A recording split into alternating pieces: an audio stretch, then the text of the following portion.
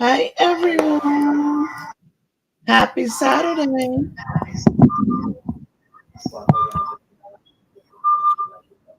Can y'all hear me?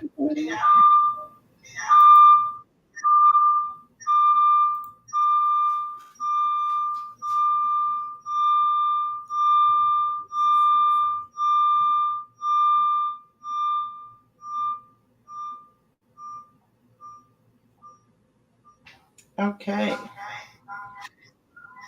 I hear echo.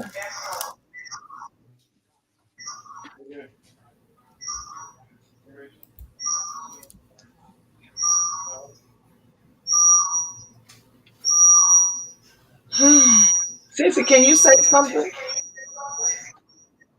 Testing, testing. Let me mute my mic and see what's going on.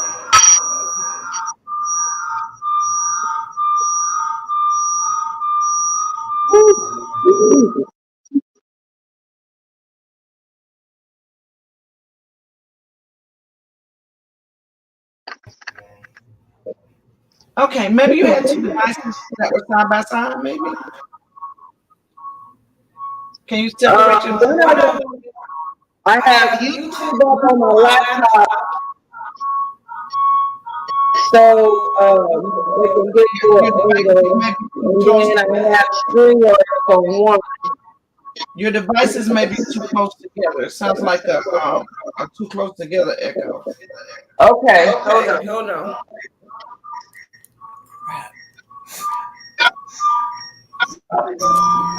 Well, mute the YouTube. Yeah, I'm gonna have to turn the laptop off. Hey y'all, happy Saturday. Guess what, y'all? It wasn't me this time. It wasn't me. All right, there we go. No echoes. Yeah, y'all make sure y'all hit the like button. Let me speak to some of you beautiful people in the chat. Y'all hear my voice is struggling a little bit here, guys. My apologies. But we're going to get through it. Welcome, Kay Brown, Miss Sexy Ray. Welcome, Chatty Cat. Thank you so much, Spicy Brown. Hey, lady, how are you? DT, TV. Welcome, sir. Thank you for coming in. And some more people in the chat I see that they haven't spoke, but welcome to you bush watchers as well. Welcome. It's Saturday. Leland, how are you, my love? Since you want to talk about what you're going to cook today, then I'll get into our topic of discussion. Hello, everyone. So today I'm going to make some salmon croquettes for you, and some fried potatoes and some biscuits. And I'm going to attempt to make a sauce for the first time. We usually eat our croquettes with hot sauce and syrup, but of course that's still going to happen. But I'm going to try to make this sauce that I saw for my sister. So that's what we're cooking today. I love you guys in the chat. I love you, Sissy. So I am going to start prepping, and I'm going to angle the camera so that you can see what I'm doing. I was trying to have both devices on. I had my laptop muted so you can see me from different angles, but that didn't work out. So I'm sorry. So anyway, So hello, everybody, and welcome. Did y'all hear her say hot sauce and syrup? What kind of syrup? Maple syrup. That go on the potatoes though. Sometimes we put it on a little dab on the croquettes, but yeah, we like syrup. I've never heard of that. Hey, I'm not gonna knock it though. I've learned to never knock it until you've tried it. So hey, I have nothing to say. Nothing. Absolutely nothing, guys. Absolutely nothing. So, guys, while she start, how many people in the chat know about welcome Cancer 66? How many people know about the Gypsy Rose story? Anybody y'all know about Gypsy Rose?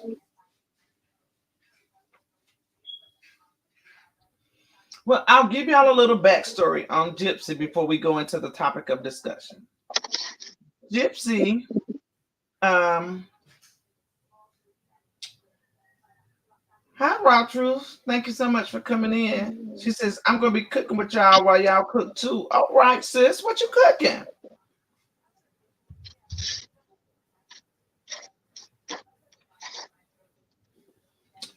Cancer 66 said, I've heard a little bit about her.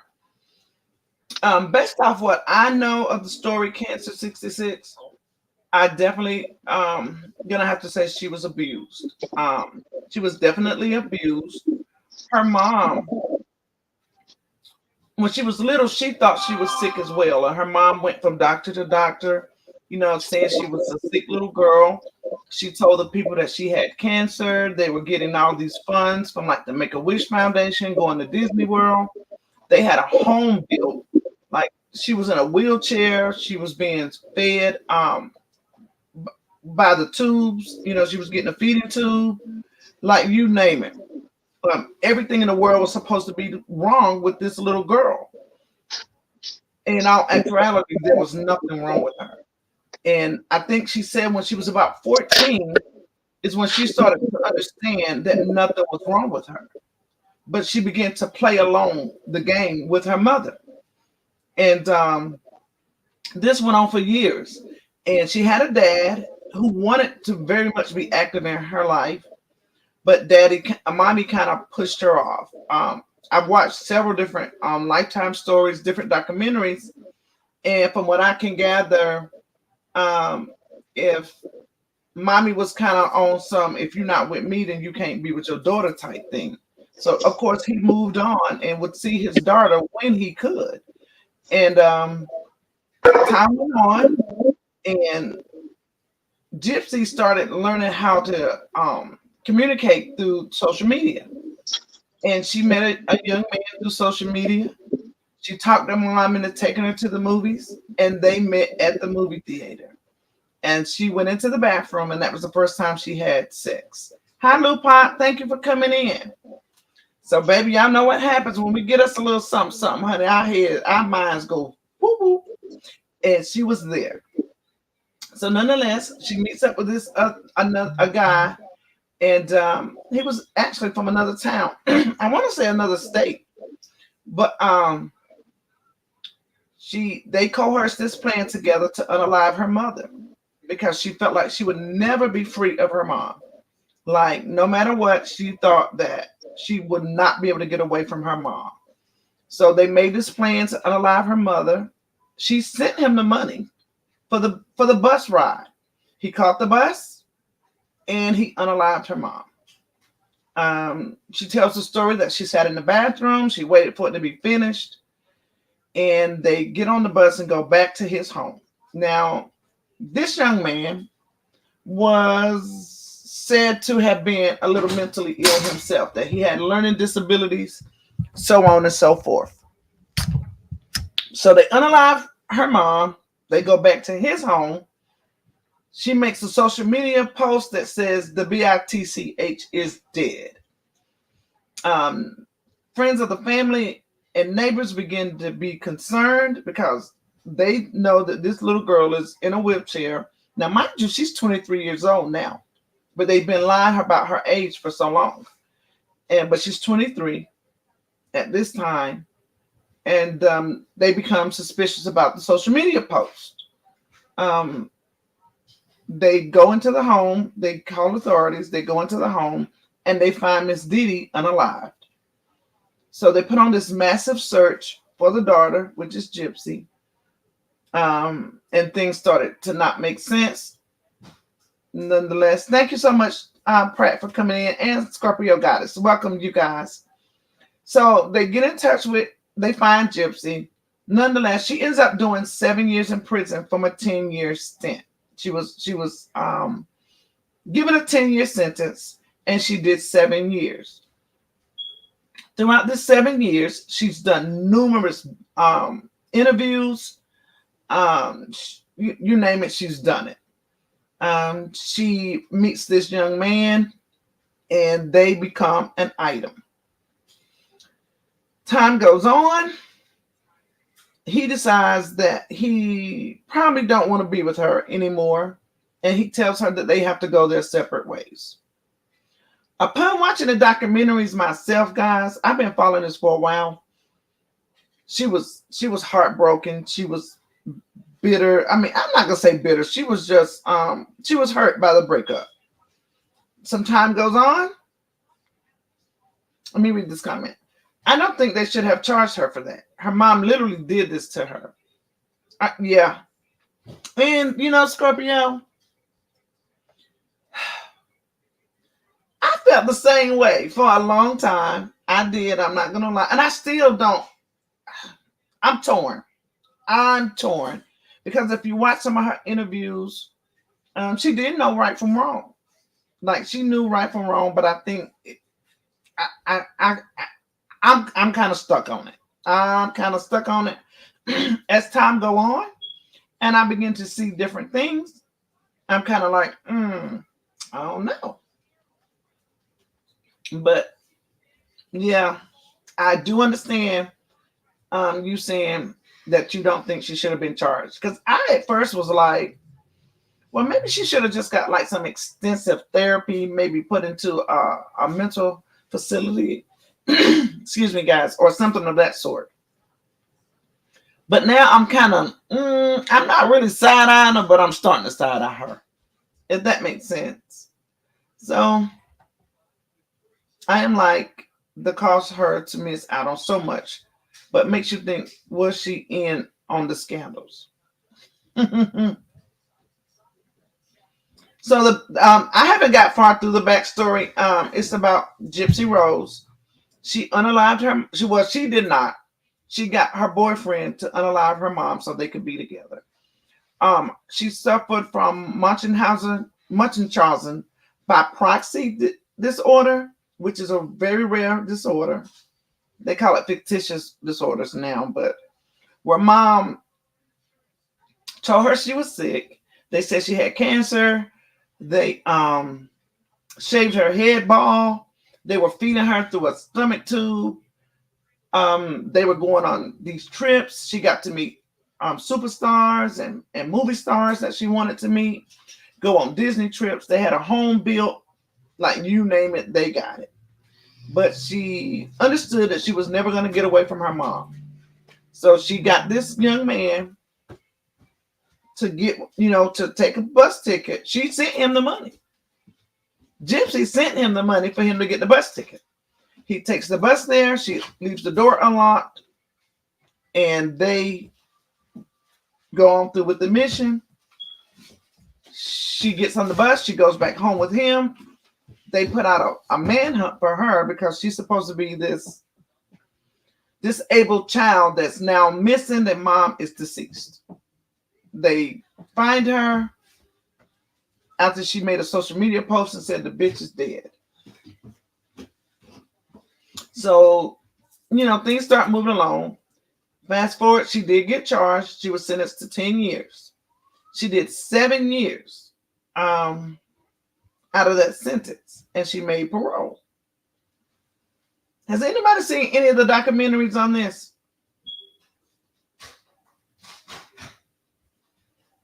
Is there anybody in the chat?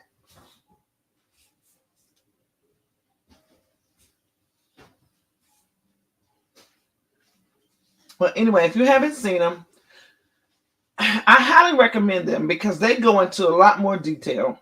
And I'm just trying to cut through a lot of it because I can't talk about the story without addressing how they got to where they are. Welcome, Robin.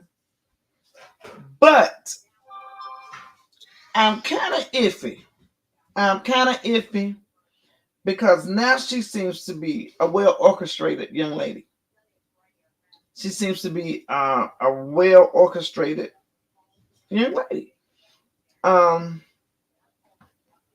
She was with this guy, Ken, that she met from prison. They became like pen pals, if you will. And they became, involved in a relationship. Lupot says, wait, I've seen a movie similar to that where the mom was giving her daughter medicine, making her sick and paralyzed and etc. But she wasn't paralyzed. They just faked like she was paralyzed. She knew that she wasn't paralyzed.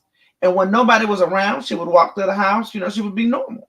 But when people came around, she knew she had to act a part. So, it came a point in time when she was very complicit in it. But I can only imagine that she didn't want to let her mom down too. It's very complicated. Very, very complicated. So she's in prison now. She meets this guy, Ken, and they date for a year or so. And then Ken tells her that he can't be with her. Like it's just unrealistic, and he leaves. He leaves her. Some time goes on. She meets another guy, Ryan. Heavyset guy, big guy. He was a teacher. I think he might have had a little money too. And to my understanding, her and Ryan started reaching out to her kind of like on a dare. But anyway, they fall in love. Or did they? They fall in love. He marries her in prison. He marries her. He creates her a social media account because she already had a following. She had a following already. I think she had 100,000 subscribers with him running the pages on her Instagram. She makes parole. She gets out. And you guys, in 24 hours, this girl got 4.6 million subscribers in 24 hours. 24. 4.6 million subscribers. Can y'all imagine that? 4.6 million subscribers in 24 hours. So I think right now, as of today, she has like 13 or 14 million subscribers throughout all her different platforms. And when she make a post, it gets billions of views. She just did a very controversial post for Mother's Day for her mom, which she has now taken down because they got her about that post about her mom. She was like, although she's gone, I still love her. She wasn't the best mom. Like, she went in, but she's taking that post down. And what's being said is, well, let me back up. She's been out of prison since December, so she's been out 6 months. Within those 6 months, she has decided that she does not want to be with her husband, Ryan, anymore. And she's, in fact, back with Ken. Now, remember Ken, the first boyfriend she had in prison, who didn't want to be with her anymore. Now, my personal opinion, I think Ken know that she got that money and he won't end. He like, oh, I made a mistake. I didn't know it was going to be like this. But I don't know if y'all looked at the thumbnail. That first picture of her on the left is what she used to look like. The one on the right is what she looks like now. She's had surgeries done. She had all these silver caps in her mouth. She's had those taken out. And, she's looking a lot better these days. And not to mention the girl is making money. So what they're saying is, every time TMZ, like they own her story, bam, bam, bam. I don't care what happened. TMZ got it. They own it. But what they're saying is that Gypsy and her stepmother is feeding this information to TMZ. They're like, nobody's suspiciously turning this stuff in, that they're doing it to keep her name relevant, like to keep her going. If she goes to the grocery store, they'll take a couple of pictures and release the pictures.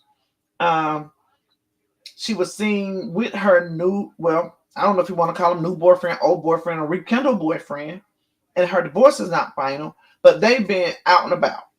He said when he found out that her and her husband wasn't going to make it, he felt the need to be with her. Ready to connect. So now it's her stepmother and her new boyfriend mother. They're all supporting her in this. And it's pictures around. First it was they were walking around holding hands. But they were saying, oh no, we're just friends. Of course, I'm still married. But now it's, oh no, we're together. We're an item. And he's going to move to Louisiana here with me. Like he's coming here with me. She's everywhere, Kansas 66, on all platforms. Gypsy Rose. She's everywhere. I don't know if you just heard me say she got 4.6 million followers within 24 hours of her being released from prison.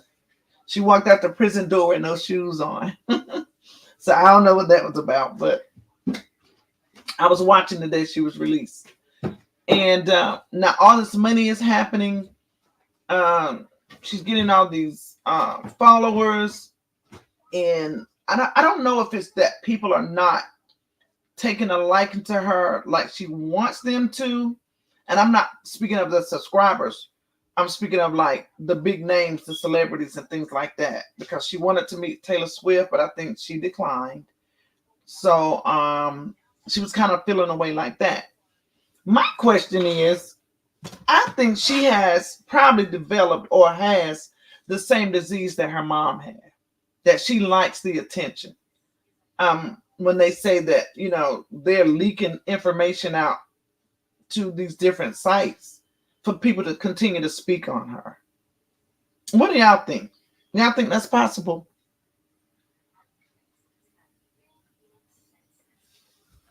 It was a little clip I was watching of another young lady on YouTube who was speaking of her.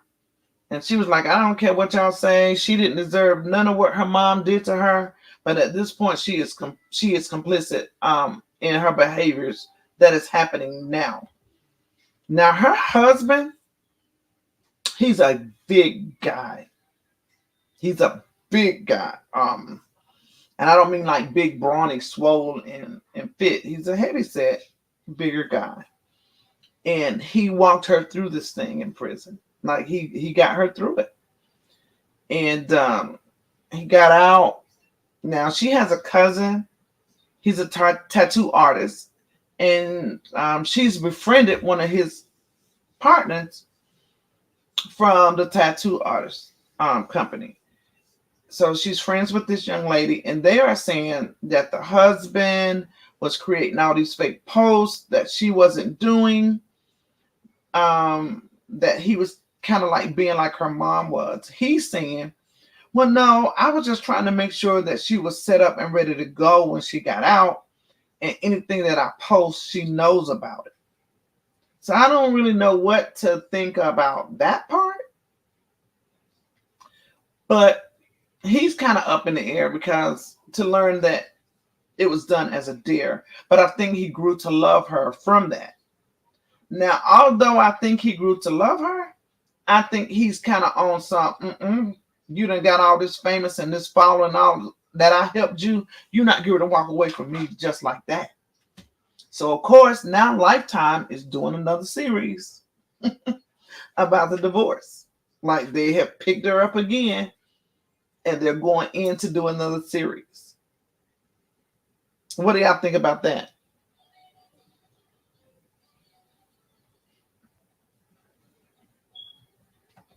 This girl is beautiful now. And I mean, I'm not saying that she was ugly or anything like that before, but her looks have definitely changed.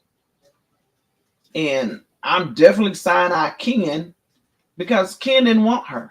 And he made it abundantly clear that he didn't want her until she's quote unquote famous. And now he's all in to the point where he left his girlfriend. His girlfriend is speaking out. Like everybody has something to say about the Gypsy Rose story. Just Jules says she's trying to get paid. She definitely getting paid. I think she's worth $5 or $6 million right now. She's been out 6 months. Barely, not quite 6 months, but right at it. The end of this month will be 6 months that she's been out. And she's worth millions already, liquid. Scorpio says she got the funds now, laughing out loud. She can pay for the shrimp.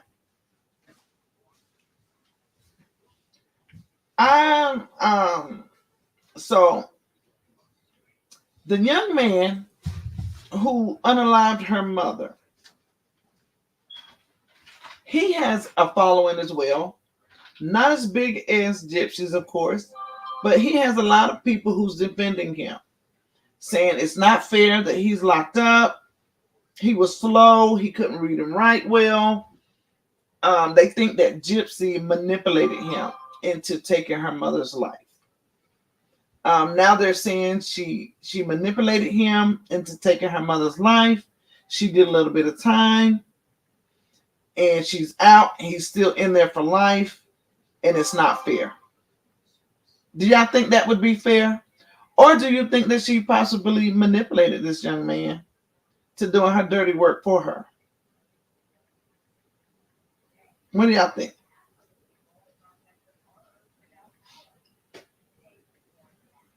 Y'all think that she could have manipulated him into taking her mom's life? His name was Nick, guys. Nick Godejohn. And this happened, was it 2014? It's kind of old. 2014, 2015. Yeah, because she did 7 years. But now he has a following where all these people are advocating for him because they saying, hey, we see now we were wrong. She's a manipulator. She's a scammer. She's out to get what she can get. She did interviews where she said that she would even lie to her attorneys. Like she even lied to her lawyers. But now she's out and she's free.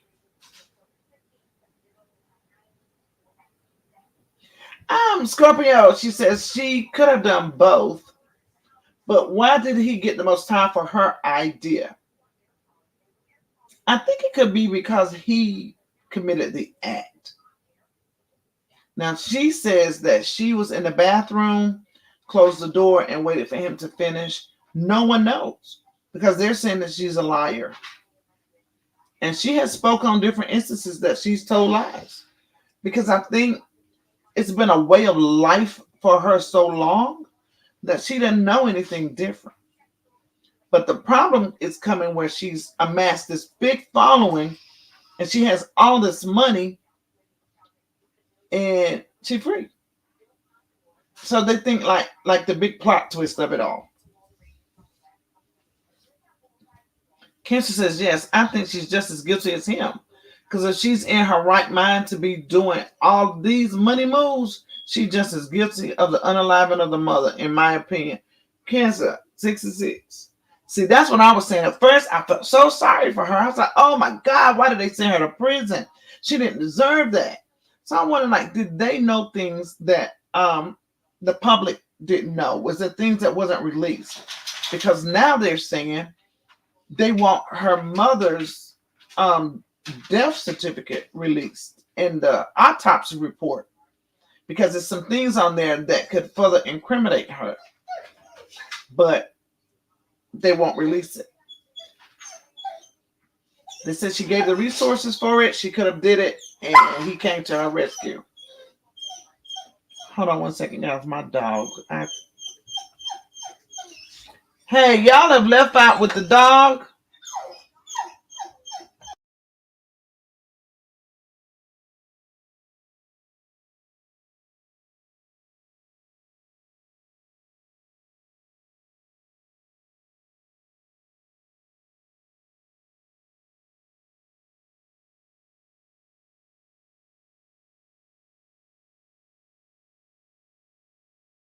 Hey y'all, Sissy, you there?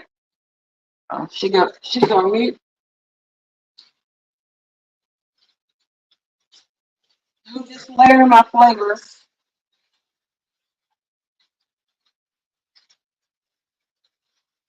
While Sissy talk to the dog or see to the dog. See the pet pet. So I added onions, multicolored bell pepper. I might put some purple onion in it. I added some caraway seeds. No, I didn't. I added some fennel, pink Himalayan salt. I just had a seasoning out, and I swear I'm going crazy because I don't know where the heck I put it at that quick. Uh, Adobo Goya, Tony's Creole. Oh, here it is. Complete season, Medaya, Sazon, rather. We was talking about that flavor or that season comes in different seasons. And you can order, you get the best deal on Amazon. I put a little smoked paprika in there. And I'm just layering the potatoes as I'm adding them in. I got a few more. And I'm going to add, like I said, a little bit more onion and bell pepper to it. Sissy, you done?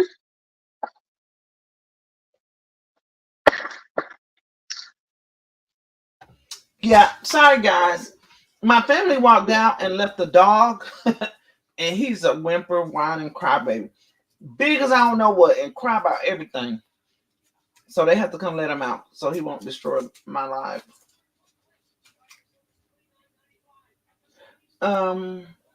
Thank you for coming by, Christy. We appreciate it. Cancer 66 says, Miss White, I just Googled Gypsy Rose and it says she's deleted all her social media platforms. They're not deleted, she made them private because she got so much backlash from that Mother's Day post. She ain't gonna delete them social media platforms and cut that money off. Well, she's just doing that temporarily to some of that heat wear off on her. Because there's not many people out here who can make a post and get billions of views in a day or two. So yeah. Lupot says the movie I was talking about is called Run. On Hulu, y'all, it's so good. The mom was giving her dog muscle relaxers, which causes leg paralysis. Her dog or her daughter, if ingested by humans. Oh yeah, the dog. Oh wow, I'm gonna have to check that out. I'm definitely gonna have to check that out. But yeah, Cancer 66. The Mother's Day post is really what made me pick her back up and start following her a little more closely. And I was like, what in the world?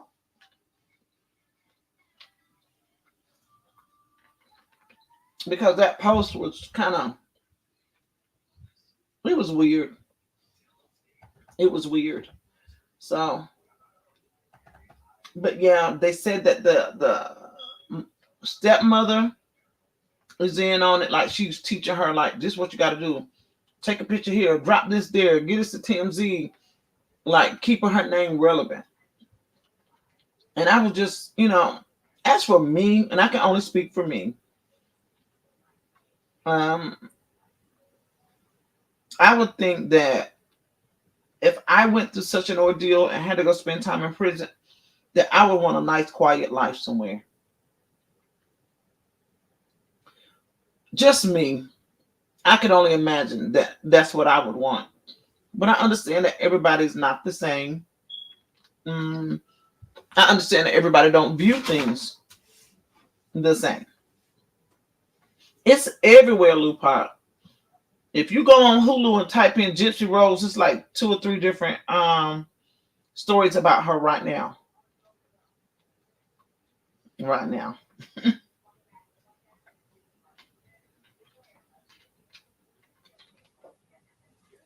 Cancer 66 says, well, if she has the knowledge to private her social media platforms, that just shows she knows the difference between right and wrong. Absolutely. So that's why I say at one time I was feeling away and I was like, oh, why did they do this to her? She didn't deserve this. And now I'm like, oh, all she got was 10 years and only did 7. It definitely make you reevaluate and look at it completely different. And the sad thing is she can't be retried. That's double jeopardy. It's like they can't go back in and do anything to her. I feel sorry for her husband. In a way I don't, because he did seem bossy. And listen, her dad and her stepmother tried everything in their power to get her not to marry that man. They was like, look, you never lived before. You don't know nothing about life. Get out, enjoy yourself. Find out about life first. She was like, nope, I'm marrying. But I also think, I could be mistaken, but I think that helps your parole. If they see that you've married, that someone trusts you, things like that, I think that helps you when it's time for parole. Do anybody in the comments know anything about that when it comes to parole? Because I'm not versed on that at all. Scorpio says she likes the attention. She was accustomed to the lifestyle of being disabled. Now that she is no longer eligible for money and not be disabled, she learned the game and applied it, baby. That's what I say, Scorpio. She was accustomed to getting what she wanted when she wanted it, by any means necessary. And now she gonna milk this game, baby, to no end. She gonna milk it. But then how do you handle the situation with this other young man, Nick, who's never gonna see the light of day again, ever? Does that not sadden you? Now, I can't remember what his IQ was, but he had a low IQ and everything. But they handled him as such. She's openly said that she lies to her attorneys and everything.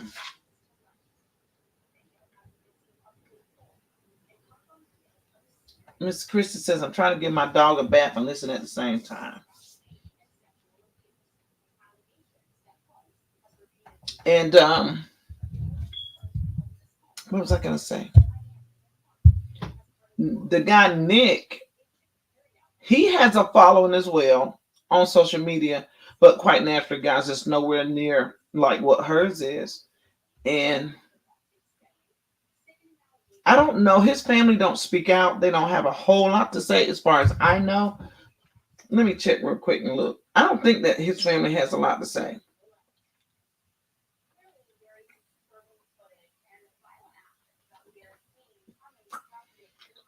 At one time, his mom was kind of vocal, but I think now they just kind of disappeared in the night. Or if they are, people are not putting a lot of focus on them. They're just really like she's the highlight of it all. She is the clout when it comes to this thing. And I don't think that's fair. I don't think it's fair for Nick. I don't think it's fair for Ryan. Now, when it comes to Ken, the new boyfriend or the old boyfriend, however you want to look at it, I think there'll be a perfect match made in heaven. And it won't be long before he begins to show who he really is. That's my belief. As well as his mother. Ken's mother. Because she's gun ho. And I can only imagine me. I would tell my son, yeah, I know you may care about her, but you need to back up and let this divorce thing do what it's going to do. But you packing up, you moving all the way over back to Louisiana to move with her.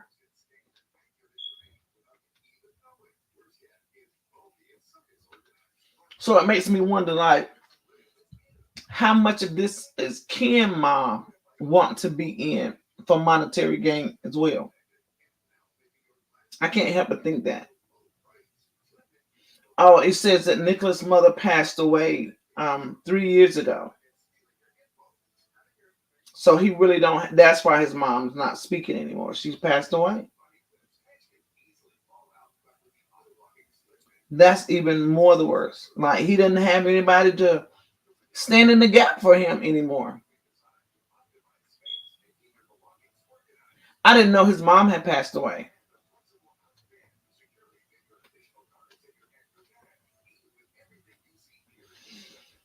That troubles me. Hi, Terry. Thank you so much for coming in. I got this little clip I'm gonna let y'all see. Hopefully it'll work right for me. It don't always, but give me a second.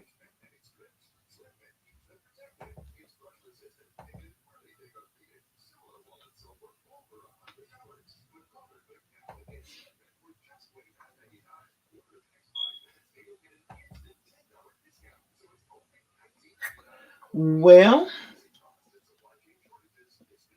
I gotta go down and come right back up, guys. I will be really quick. Sissy, you want to talk for a second? While I go down and come right back up to show them this presentation. I got you. Hey, y'all. Okay, so I didn't put the top on the potatoes because I want to let them fry a little bit. And the reason that they're this color, kind of like a little yellowish curry. I added some curry flavor, curry season. That's going to give it a little bit of heat. Okay. And I layered it with different spices and seasoning. If you missed it earlier, I'll go over it again. I put some sazon, some fennel seeds, smoked paprika, Himalayan salt, Chinese Creole seasoning, Mrs. Dash is good too. That's good to add to potatoes. The original. They have different varieties of that.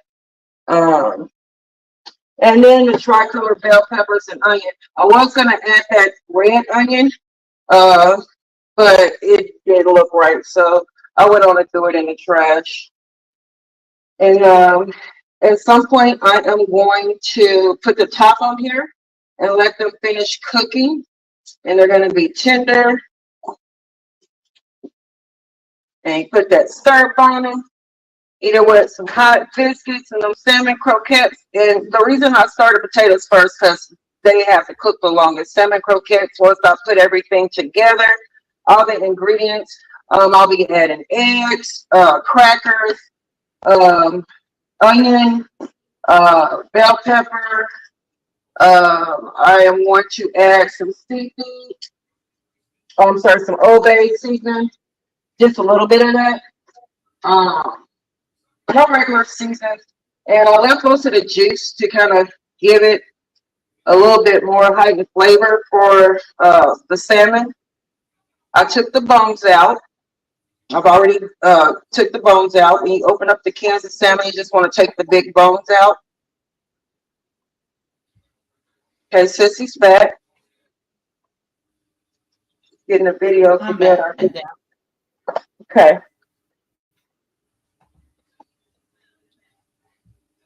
Blanchard has been found. Gypsy is still missing this morning.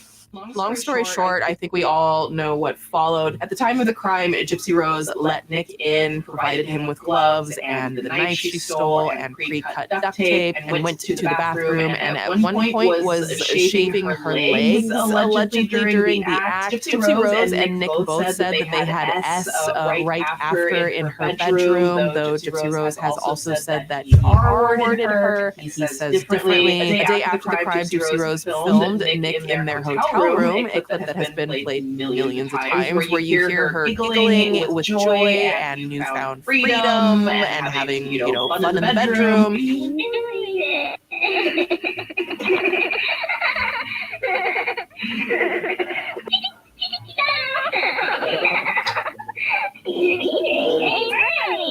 It was also discovered that Gypsy Rose was the one who had posted those awful Facebook messages about her mother after they had fled to Nick's parents' house, and for some reason he even mailed the weapon to his parents' house. And soon after, police from the Waukesha County Sheriff's Department raided the Godejohn's home and apprehended Nick and Gypsy Rose, also to the shock of everyone who knew Gypsy Rose, because for the first time as all this is happening, she's walking. Like, can you imagine the whole time you thought that she couldn't, okay? And there she is using her legs like nothing had ever happened, like nothing was ever wrong. That would just be so wild to discover.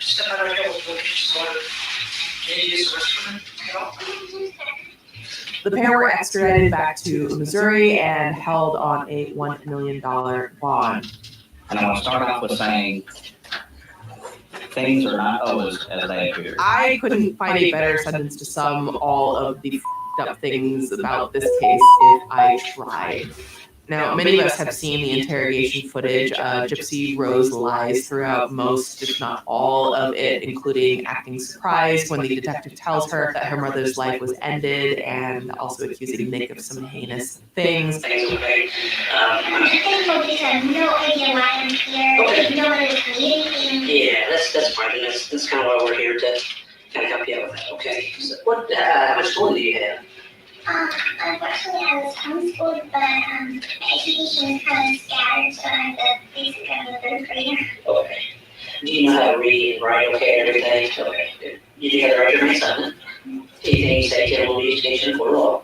I don't really have a computer. Okay. Did you ever have a cell phone? Did you play around on or anything like that? No? Okay. No laptop or... Well, we know that that's not true. She obviously did have access to all of those things, and I'm sure the cops knew that by now, and we're just trying to get a confession at this point. If you're involved in this, you need to tell me that now. Okay?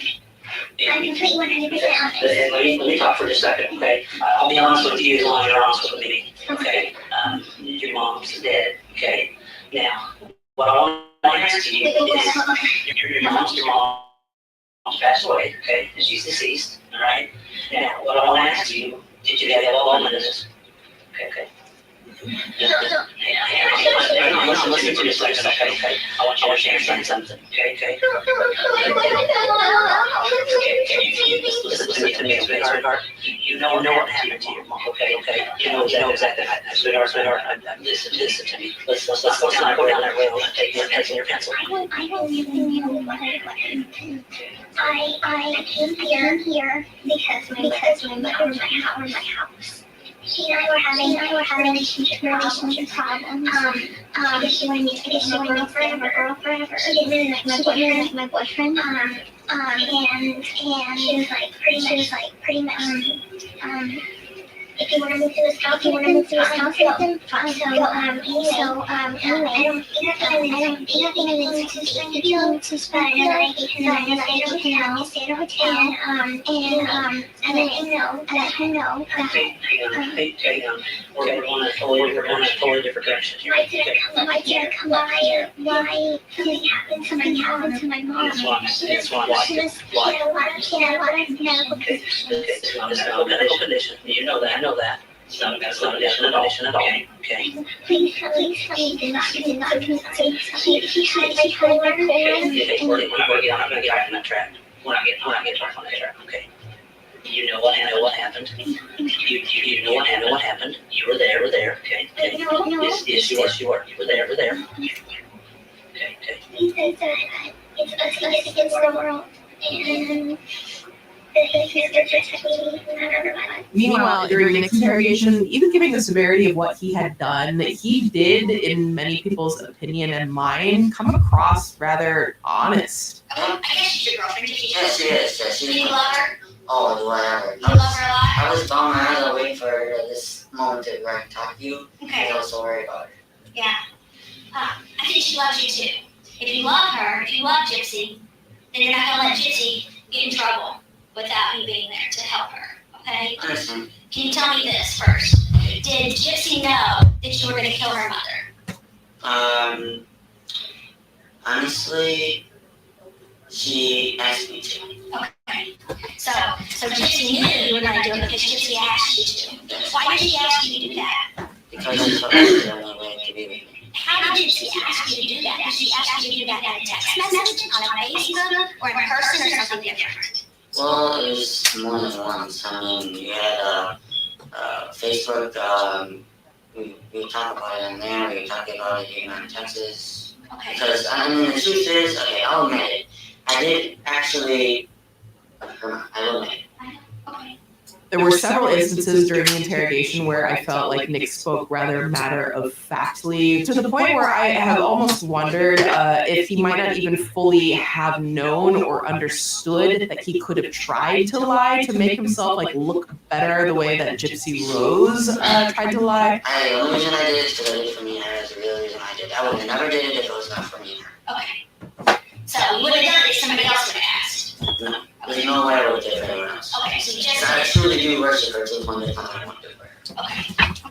Well, I think you proved that, right? Yes. I think that you proved that you do what she asked you to do, if that's the case, if she did ask you. Yeah, she did ask me. Okay, and she asked you more than once? She asked you when you were here? She asked me more than once because what happened was at first she wanted.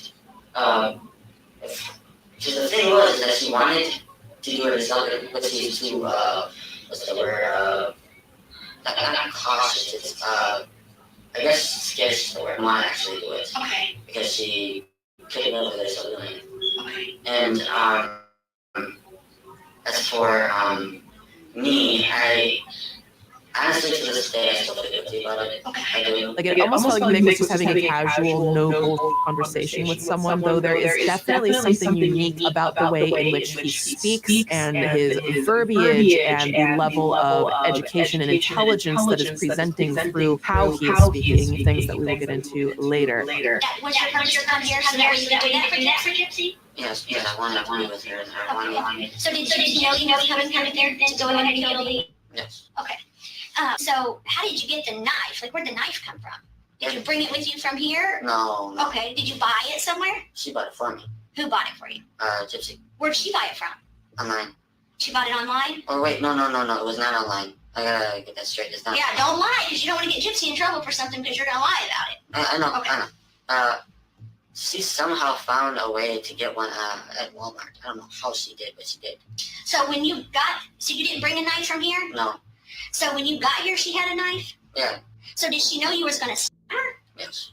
Okay. And it was in this interrogation that the world got a deeper glimpse into the fact that Nick Godejohn had been diagnosed with autism spectrum disorder and believed that he might have what he referred to as multiple personalities. We're definitely going to talk all about that.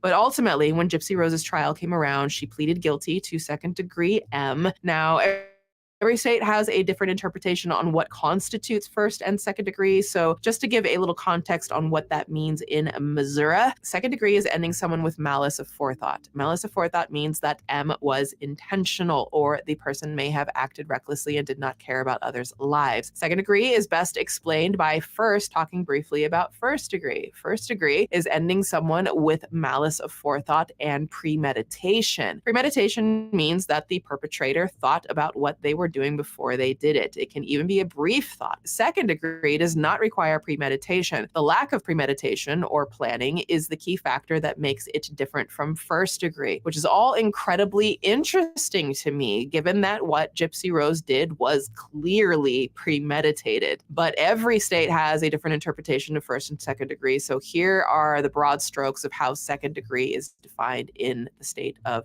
Missouri. In order to prove that I'm gonna stop that right there. I want to give a shout out to Swoop TV. I chose them because they were kind of thorough in the breakdown of bringing you up to speed about what happened and how it happened.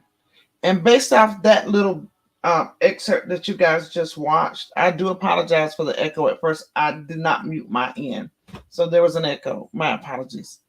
But based off those couple of minutes of what you saw, what do you think? Do you think that Gypsy had a lot more to do with this than what's being said? What y'all think?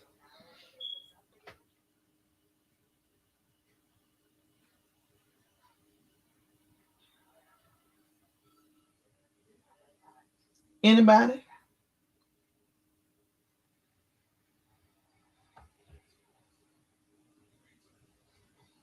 Cat got everybody tongue?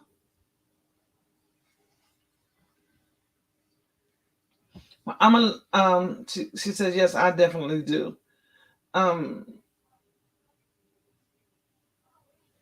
It definitely changes your perspective. Like, you hear a lot of what she did to her mom, but just to watch the interview, you would definitely begin to think differently. Yeah, that's what I think, that he should definitely be in a mental hospital and not incarcerated. I think he really they did him wrong. I'm gonna let this finish. It's just a couple of more minutes. Actually, it's more, but I'm not gonna play the whole thing. I didn't think it was necessary for the parts of explaining murder one and all that other stuff. But here we go.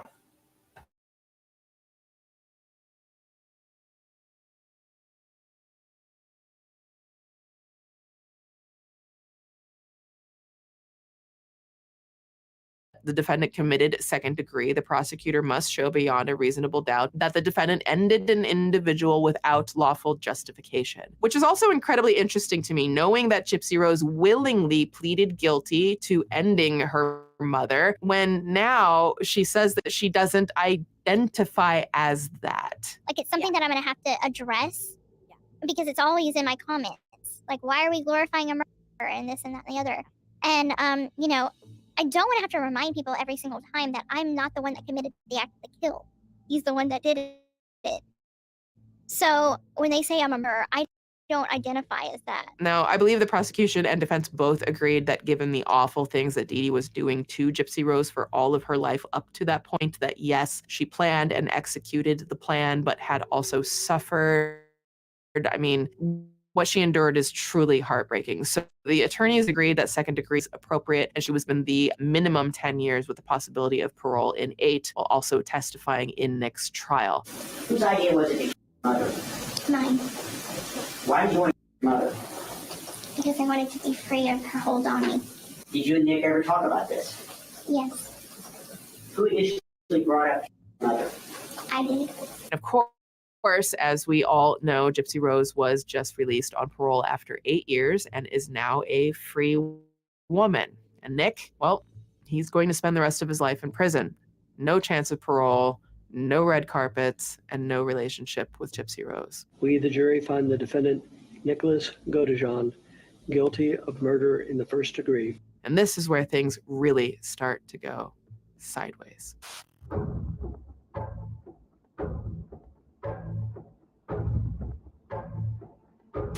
There's something interesting to note about Gypsy Rose's release from prison on December 8th. The world around her has changed in an almost inconceivable way. Gypsy Rose was sentenced in 2016, and over the course of her time behind bars, became a bona fide pop culture icon, for better or worse. Only a year after she was sentenced, HBO released a documentary titled Mommy, Dead, and Dearest. That same year, Dr. Phil did a feature on Gypsy Rose, complete with an interview, and a scripted show, The Act, dropped in 2019 on Hulu, featuring Joey King as over time, with each and every piece of media released pertaining to the Dee Dee Blanchard case, interest in Gypsy Rose grew into an almost cult-like frenzy, one that Vogue Australia aptly referred to as being like, quote, people anticipating an album launch. Countdowns were started online for Gypsy Rose's release. TikTok stan accounts popped up documenting every update. Not even one day after her release, Gypsy Rose posted a selfie to Instagram captioned, "First selfie of freedom," and obtained over 7 million likes in an account that bafflingly had nearly 9 million followers. I mean, her TikTok is even more eye-popping with like over 10 million followers. But Gypsy Rose Blanchard, whether she likes it or not, has morphed into a bona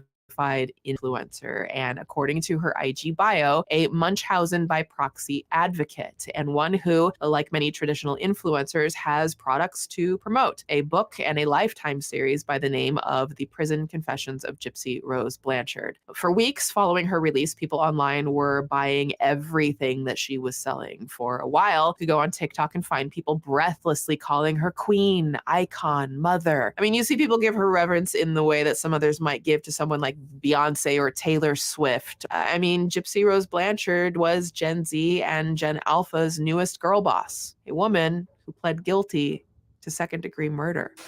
Vogue Australia summarizes it best when they chalk it up to, quote, our collective obsession with the girlhood trend of 2023. Barbie, Coquette, and Girl Dinner were fixtures of the zeitgeist. Camp femininity was in. 2023 was proclaimed to be the year of the girl. It was the year where gaslight, gatekeep, girl boss was turned up a notch when the internet started making up hypothetical excuses for hypothetical girl crimes. This current view of girlhood as a trend through the lens of the internet hinges on the idea that consequences, especially ones under the current corporate capitalist plot of life, are null and void when we plead the blissful ignorance of the childhood experience. End quote. So, as Vogue puts it, it's not really so much the idea that people actually believe Gypsy Rose worthy of standing, so much as the very act of femininity being like above criticism in the eyes of very vocal people propping her up. You know what I mean? I mean, it's probably no surprise then that like not even a few weeks after her just like meteoric rise, the public started to turn on her for a number of reasons. First, an appearance on Nick Viall's Viall Files podcast started going viral on TikTok. I don't associate myself as a murderer because if you think about it, yes, I had a part to play in it. I asked Nick for help. And how that conversation started was, he was saying that he would protect me from anyone. I said anyone. He said yes. I said even my mother. He said yes. And then the plan kind of formed from there. But he's the one that did the actual kill, not me. I can't kill anyone. That's why he's in trouble to begin with, because he's the one that did it. So when they say I'm a murderer, I don't identify as that. Another moment that stuck out in the public's eye was on the red carpet for A&E. Now, you don't know, when she was in prison, Gypsy Rose found new love and a husband named Ryan Anderson, a special education teacher from Louisiana, whose relationship with Gypsy Rose was primarily held through letter writing until her release. We're being intimate for the first time, so the spark is plenty alive. So blowing, so it's all good. And since Gypsy Rose got out, the two have been inseparable to a possibly TMI degree. I'm on a high right now. I'm living my best life, and y'all can't take that from me. And the D is fire. Okay. Anyway, this inseparable pair were on the A&E red carpet one day and were speaking when this happened. I think one is, people call her the master manipulator. It wasn't that. It was the other way around in that relationship with her ex. It was the other way around. She was manipulated. So to be clear, when you collect a bunch of moments like these, people start asking a lot of questions about the level of accountability Gypsy Rose is or is not taking, and I want to consider all perspectives here. It can successfully be argued that she served her time and therefore accountability has already been reached with her. However, yes, Gypsy Rose is a survivor and nothing takes away from that. She did not deserve any of what her mother did to her, period. And in the same breath, because two things can be true at the same time, Gypsy Rose pled guilty to ending the life in the second degree, admitted to plotting her mother's demise, obtaining the weapon to do it, created a video detailing to Nick how to do it, again, complete with those, motions, and physically opened the door and let Nick in to carry out her plan at a time she chose in advance, premeditated and orchestrated by Gypsy Rose, primary, and Nick in there to help. And so for her husband to say that Nick was master manipulator of all of this kind of confuses me. I think one is, people call her the master manipulator. It wasn't that. It was the other way around in that relationship with her ex. It was the other way around. She was manipulated. And for Gypsy Rose to not correct him, and for her also to say that she doesn't identify as what she factually pled guilty to, confuses me a bit more. If you think about it, yes, I had a part to play in it. I asked Nick for help. And then the plan kind of formed from there. When they say I'm a murderer, I don't identify as that. Again,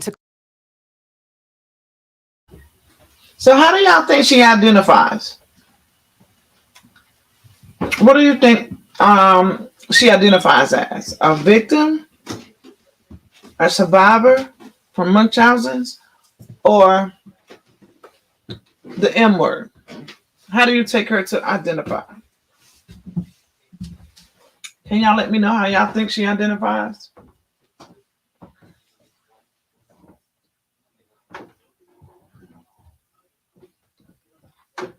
Anybody? So I personally, Sissy, think she identifies as a case study for real, because when you this is the first story I've ever heard people go into so much detail of the Munchausen's syndrome or disease or whatever you call it. I'm sorry, my brain is freezing right now. Because when you look at everything that her mom put her through, like all the diagnosis, all the false or fake diagnosis, that's got to be a lot to be like, when you think back, like she was 7 years old invited to a birthday party with the family. Her mom had trained her to pretend not pretend, but her mom had conditioned her to believe that she couldn't walk, um, that she should stay in this wheelchair, and to see her slip off and play with the kids and everybody's shocked, and then her mom has to break her away from the family and cut all ties off. Um, like as a child, there's a child still inside of her that has probably, well, I'm sure it's never healed. Like she's still that 5-year-old, she's still that 7-year-old, all the different stages from what I've researched and what I was able to watch about her. Like that's a lot. And even as adults, when we are traumatized in our childhood, we still carry things, and things still trigger us, and some people never get help, they never heal. Like it's apparent that the lady ain't healed from nothing. Like who unalives their mother? That's not normal. Who plans to unalive their mother and then makes a post like that for Mother's Day, and then like it's obvious the lady is sick. Like the judge definitely should have ordered her to continue psychiatry for the rest of her life. And when she did her time, I think she should have been started with psychiatric treatment while she was in prison. Like this lady has went through a lot as a child, and that child is still inside of her. Like I don't know if everybody knows that, the fact that her mom gave her these fake diagnoses, and doctors actually believed the mom because the mom was not in mental health, but the mom was in the medical field. So she knew the terminology. She knew how to speak to doctors. She was able to convince doctors. And then, so the doctors actually believed her when she said her child had leukemia or her child had this, and that. She was able to convince doctors, and then therefore put on medications, getting prescriptions, stealing prescription pads, got her daughter just all messed up. So she's a victim. She was never made to take accountability. But she's definitely a victim of her childhood circumstances and her mother's child abuse to her. But for her to be so flamboyant and nonchalant, almost emotionless, like she lacks emotions to me.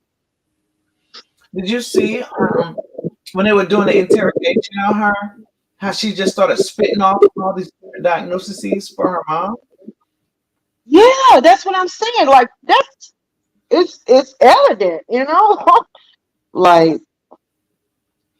But if you dive into the story, you'll find out, like even with her mom went through it too. Her mom suffered from abuse as a child. Mm-hmm. They're saying that dad was touching mom as a child, and all this other stuff. Like it just keeps going. Yeah. Family. And they spoke very highly of her mother, Dee Dee. They was like, she was a smart one, and it's almost like she was smart for her own good. But she was abused as a child as well. Mm-hmm. And it just keeps going.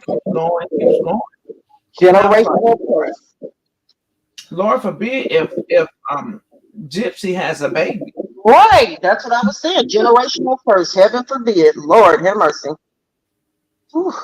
What happens if Gypsy has a baby? Good gracious, Then what?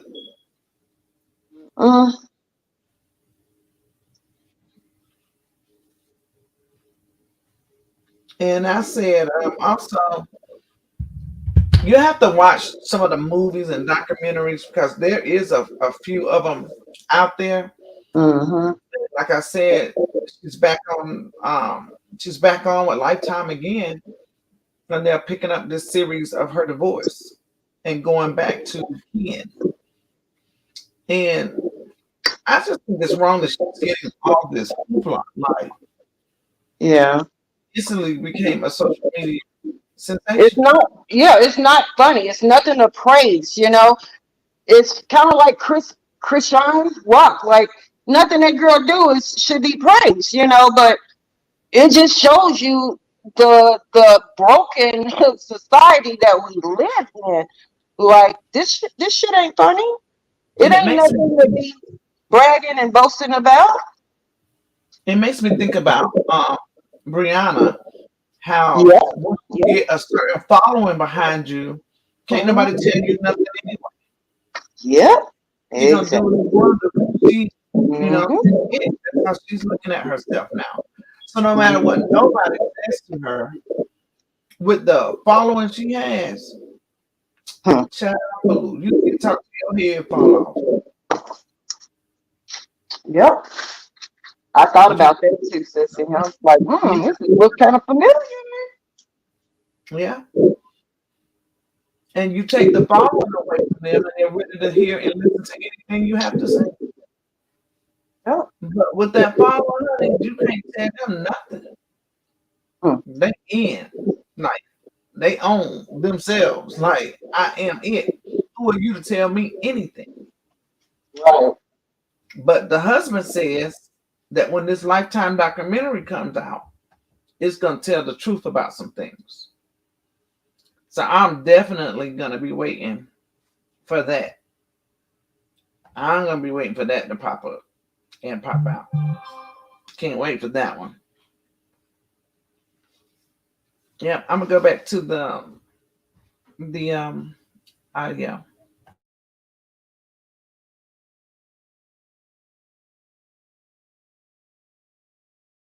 To clarify, in terms of what's factually correct in the eyes of the law, since for whatever reason Gypsy Rose or her PR team have pulled away from that, putting aside for a moment what happened to her growing up, it is valid. It will always be valid. In regards to the crime, Gypsy Rose was not simply an accessory in the way that I think she's trying to interpret and now frame it. I mean, and in a lot of people's minds, the premeditation would say that it is first degree.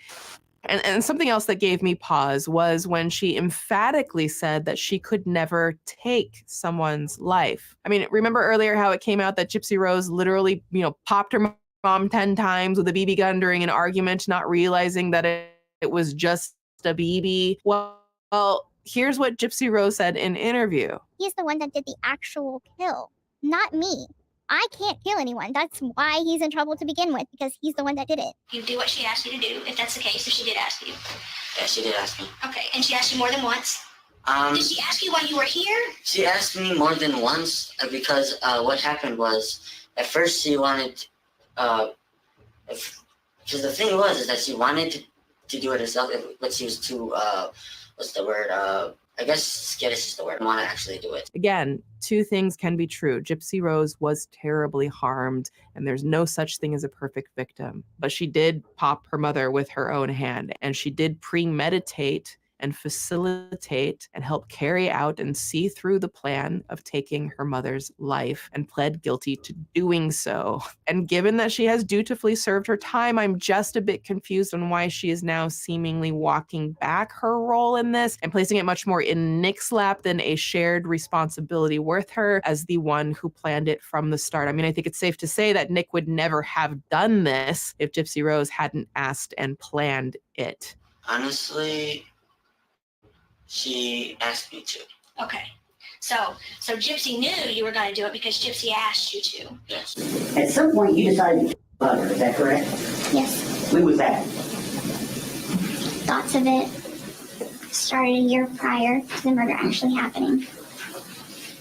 Whose idea was it to kill her mother? Mine. Did you and Nick ever talk about this? Yes. Who initially brought up killing her mother? I did. So you wouldn't have done it if somebody else would have asked? No. There's no way I would have did it for anyone else. Okay, so you just did. I truly do worship her to the point that that's what I want to do for her. But lately I've been struggling, right? Because I'm so like, just get on the fence with some of these things because I really want to be supportive of her in regards to the things that she survived that no one should have to go through. But I've been feeling more and more like Gypsy Rose blames Nick almost fully for why she had to spend time in prison. There's even a Q&A from Gypsy Rose via her ex-prison mate saying the following, end quote. Question: what is your feelings towards Nick? Do you regret meeting him? Gypsy Rose's answer: I don't have any feelings for him. He is my ex. He is my past, and I do regret meeting him. Had I met a real man who I confided in to help me get out from under my mother's grasp, I would not be sitting in prison right now. A real man would have called the authorities to get me away from her. I take my responsibility for my part of the crime, but he played the bigger part. It's perplexing, and it has caused me to question and second guess so many elements of this very nuanced and complex case. On one hand, I'm incredibly sympathetic to what she survived. She should not have had to live through that. And on the other hand, she took it to an extreme that even she herself, let's be clear, has admitted she had other choices. She has acknowledged she had other choices and chose not to take them, and that her mother did not deserve to lose her life. I was processing it all, but I felt a sense of guilt because I'm like, I'm hearing these words like, your mother was a whatever. She deserved it. And I'm like, no, she didn't. I think the one thing that people think is that I hated my mom. And I'm like, no, I loved my mom. I just wanted out of that situation. I wanted out of that home. As you may have guessed, people have started to correctly point out that she can't actually have it both ways. She did indeed identify as that in the second degree, which is what she served her time for. But now people are questioning the degree of accountability that is or isn't being taken here. I think that we both, like him and I, both have a lot of regrets. Obviously I wish that this would have never happened this way. Now for him specifically, I did my time. I know he's doing his time for his part of things. I hope that whatever he does with his future, because he is spending the rest of his life in prison, I acknowledge that I am the reason for that.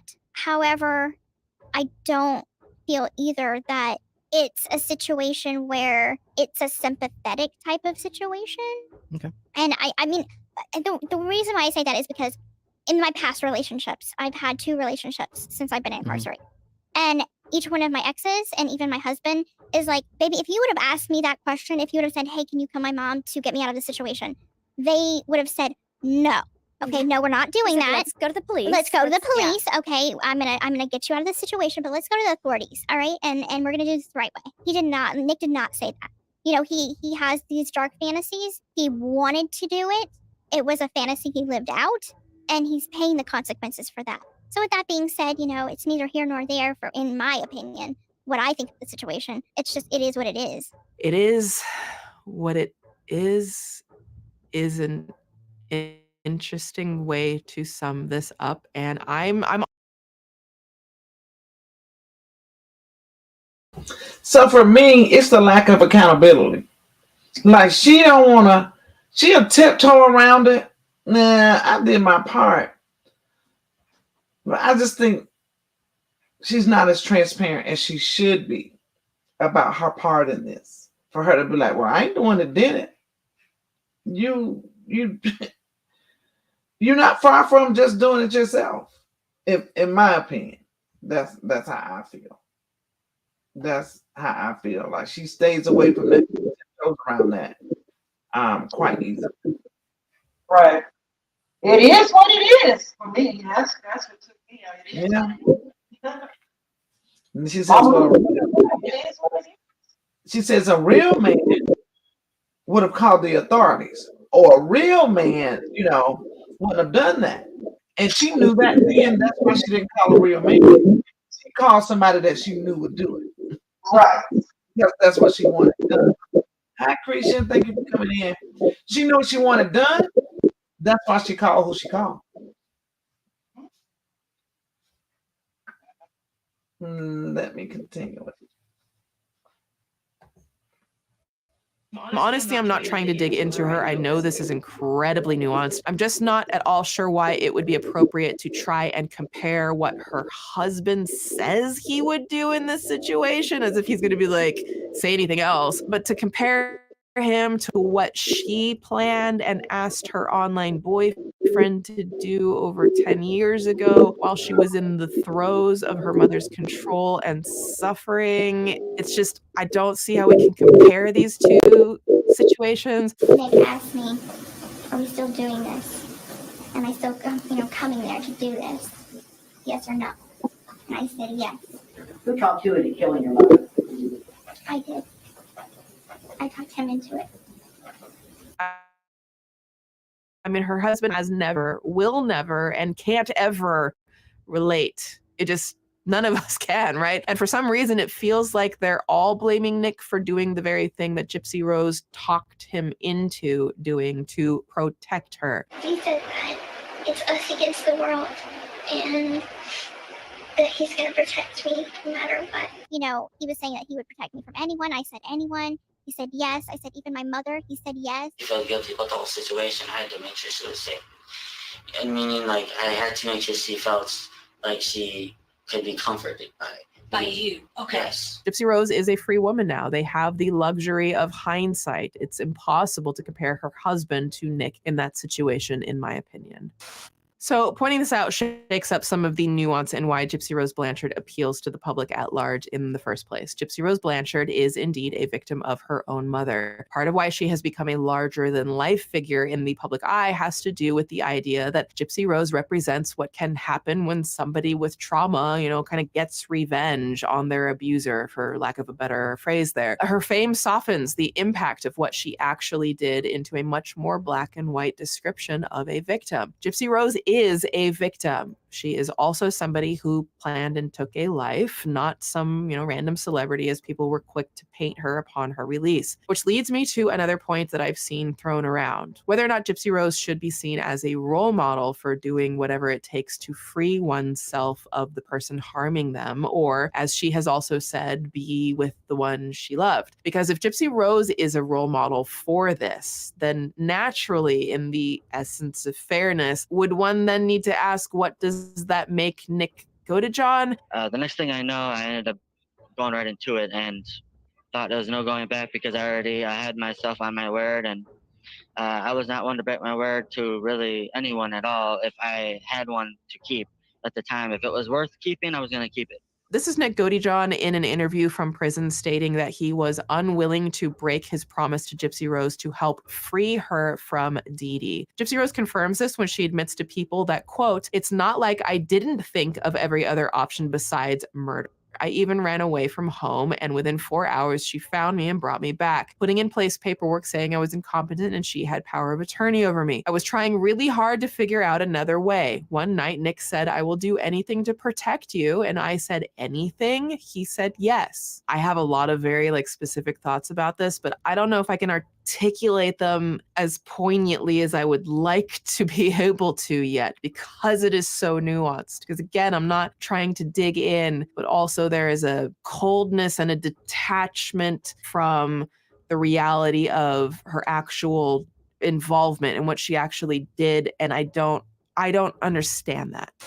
And now, due to her sudden celebrity, many questions online have been raised. If Gypsy Rose is a role model, an icon, does that make Nick the savior, the white knight that rolled out the red carpet and paved the way for Gypsy Rose to be an icon? If Gypsy Rose had no way out of her situation other than this, if she believed that, if that's what it was, which many people argue in favor of, then does that make Nick her hero, the man who took action to give her the freedom she longed for? If she is to be praised for fighting back, is Nick also to be praised for being the tool used to achieve this freedom? So then I have to ask, is it appropriate to celebrate one and condemn the other? Should we be condemning both? Should we be celebrating both? Should we celebrate no one and just leave them where they are? And then other questions come out of this. If we are celebrating her and what she ultimately did, should we then reopen cases or release from prison other survivors who took the life of their abusers? Or is that crossing the line? Where is the line? I don't actually have all of the answers here, and my mind sees the cases to be made on all sides. And let me be clear, there's really nothing in me that could condone the taking of a life. I struggle a lot, even with the idea of the death penalty for people who've done just the most awful things. But just a piece of my personal context, I have survived violent and heinous abuse and SA that went on for years, but I still can't mentally get there. I couldn't imagine doing that to the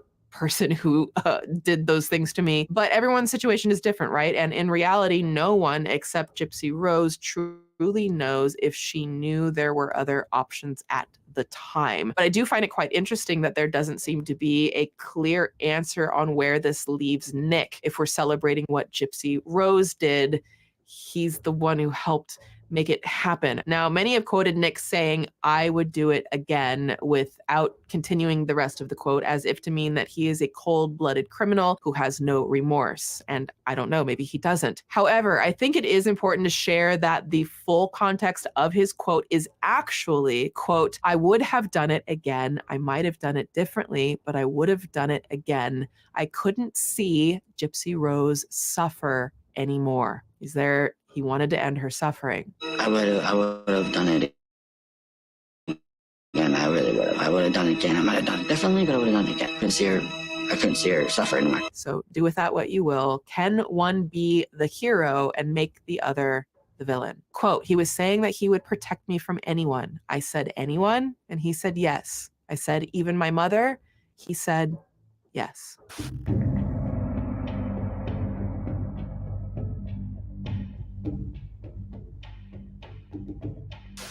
We're going to shift now into a segment that I like to do in these docs called Perspective. This is where, after going through the story from one main person's perspective, like Gypsy Rose and Dee Dee, now we're going to flip it and try to see this from Nick's perspective, whether it's in favor of other people or not, to try to understand more about what might have been going on through his mind. So it's kind of a bit of devil's advocate, if you will, respectfully. And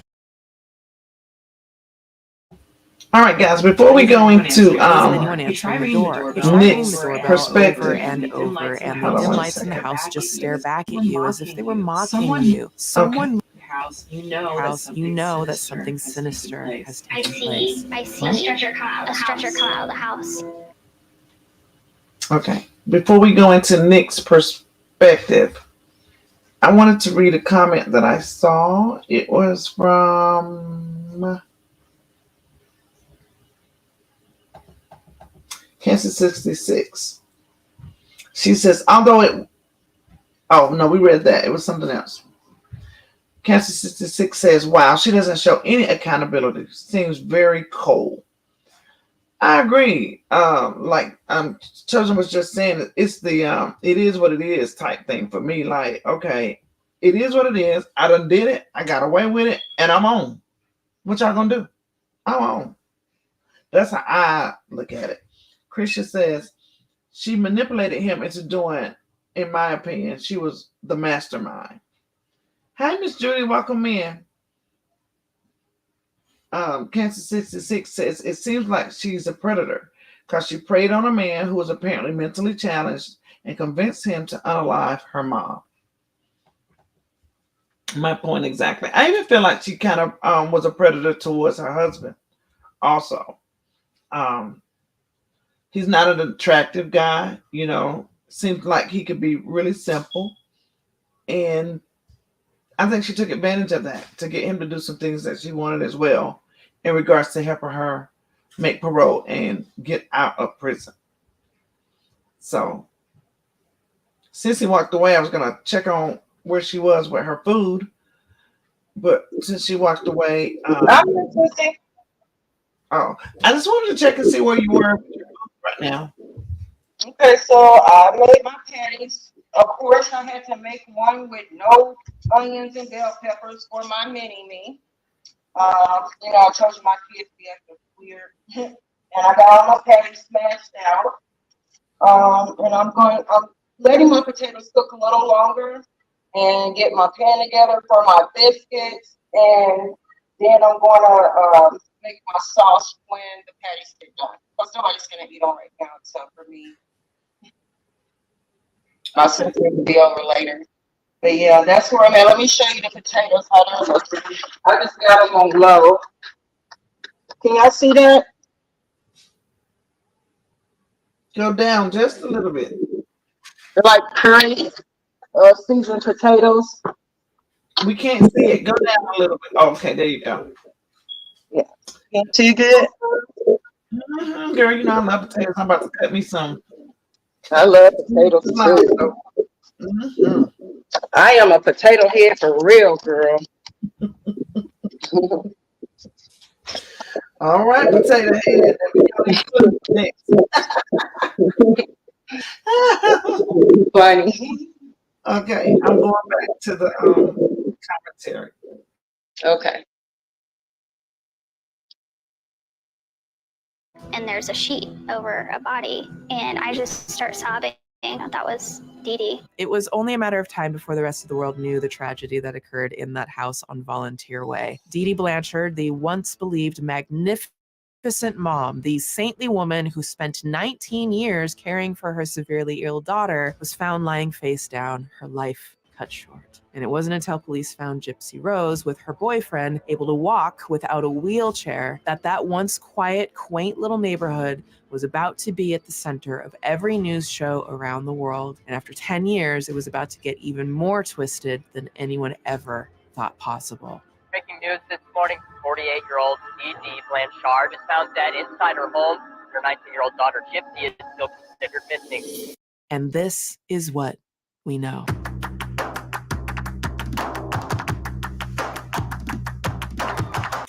This might be one of the most complex stories I have ever covered here. The name Gypsy Rose Blanchard is a household name where, in the minds of some, she's purely a survivor, and to others, she's a manipulative liar who did the unthinkable and has now walked away. And then there are those of us who think, well, maybe it's not so black and white. Gypsy Rose's name.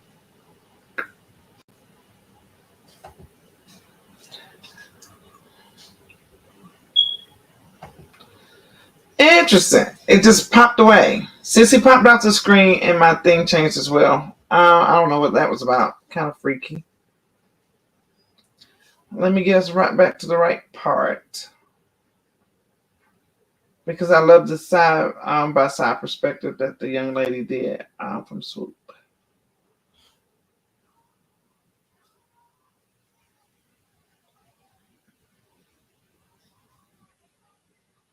And I think we're right about here.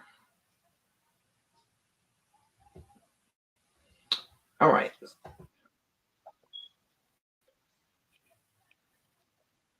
Okay. Gypsy Rose is a free woman now. They have the luxury of hindsight. It's impossible to compare her husband to Nick in that situation, in my opinion.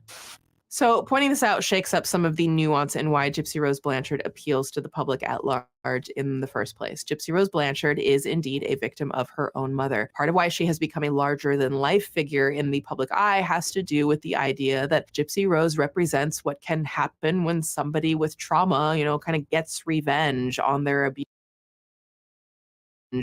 abuser, for lack of a better phrase there. Her fame softens the impact of what she actually did into a much more black and white description of a victim. Gypsy Rose is a victim. She is also somebody who planned and took a life, not some, random celebrity as people were quick to paint her upon her release. Which leads me to another point that I've seen thrown around. Whether or not Gypsy Rose should be seen as a role model for doing whatever it takes to free oneself of the person harming them, or as she has also said, be with the one she loved. Because if Gypsy Rose is a role model for this, then naturally, in the essence of fairness, would one then need to ask, what does that make Nick Godejohn? The next thing I know, I ended up going right into it and thought there was no going back because I had myself on my word, and I was not one to break my word to really anyone at all if I had one to keep at the time. If it was worth keeping, I was going to keep it. This is Nick Godejohn in an interview from prison stating that he was unwilling to break his promise to Gypsy Rose to help free her from Dee Dee. Gypsy Rose confirms this when she admits to People that, quote, "It's not like I didn't think of every other option besides murder. I even ran away from home, and within 4 hours, she found me and brought me back, putting in place paperwork saying I was incompetent and she had power of attorney over me. I was trying really hard to figure out another way. One night, Nick said, I will do anything to protect you. And I said, anything? He said yes. I have a lot of very like specific thoughts about this, but I don't know if I can articulate them as poignantly as I would like to be able to yet, because it is so nuanced. Because again, I'm not trying to dig in, but also there is a coldness and a detachment from the reality of her actual involvement and what she actually did, and I don't understand that.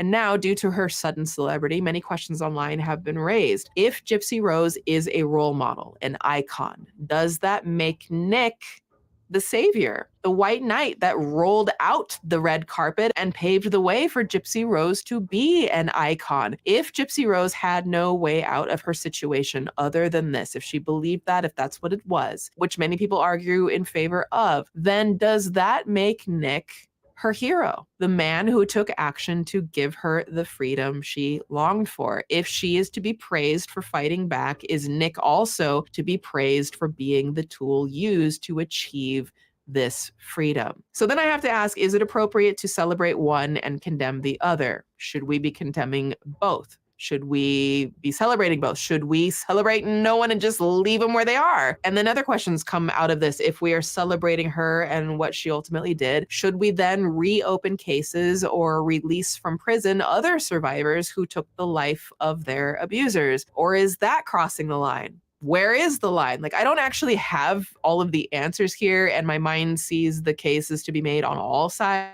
And let me be clear, there's really nothing in me that could condone the taking of a life. I struggle a lot, even with the idea of the death penalty for people who've done just like the most awful things. But just a piece of my personal context, I have survived violent and heinous abuse and SA that went on for years, but I still can't mentally get there. I couldn't imagine doing that to the person who did those things to me. But everyone's situation is different, right? And in reality, no one except Gypsy Rose truly knows if she knew there were other options at the time. But I do find it quite interesting that there doesn't seem to be a clear answer on where this leaves Nick. If we're celebrating what Gypsy Rose did, he's the one who helped make it happen. Now, many have quoted Nick saying, "I would do it again," without continuing the rest of the quote, as if to mean that he is a cold-blooded criminal who has no remorse. And I don't know, maybe he doesn't. However, I think it is important to share that the full context of his quote is actually, quote, "I would have done it again. I might have done it differently, but I would have done it again.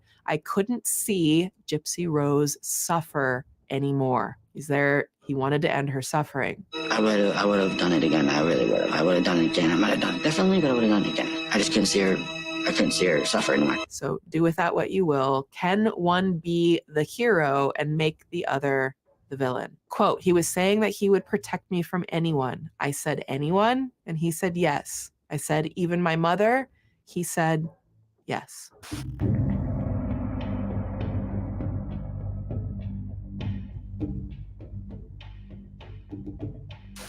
We're going to shift now into a segment that I like to do in these docs called Perspective. This is where, after going through the story from one main person's perspective, like Gypsy Rose and Dee Dee, now we're going to flip it and try to see this from Nick's perspective, whether it's in favor of other people or not, to try to understand more about what might have been going on through his mind. So it's kind of a bit of devil's advocate, if you will, respectfully. And this is something I like to do to really try to see the information for what it is and try to strip some of the natural biases that we may have developed as onlookers on the outside. Like, listen, we all have biases. If you are human and living and breathing, you have bias. Even the director of Gypsy Rose's Lifetime documentary that she is promoting and doing the red carpets for says that they are now very close friends, which then, of course, would lead one to ask, if the documentary was made by a close friend, was it edited in a biased way to make the story look a certain way, or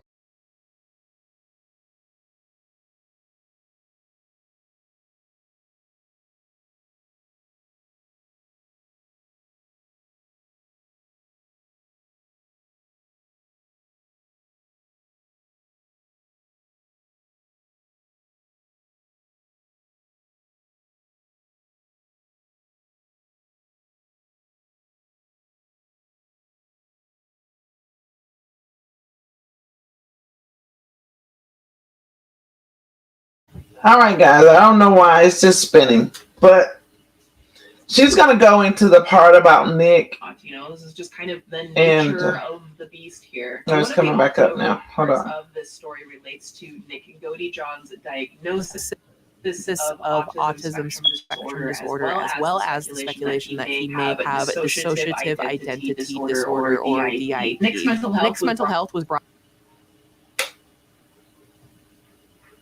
by his defense during his trial, but was ultimately a non-factor before he was found guilty of first degree and sentenced to life in prison without the possibility of parole. Yes,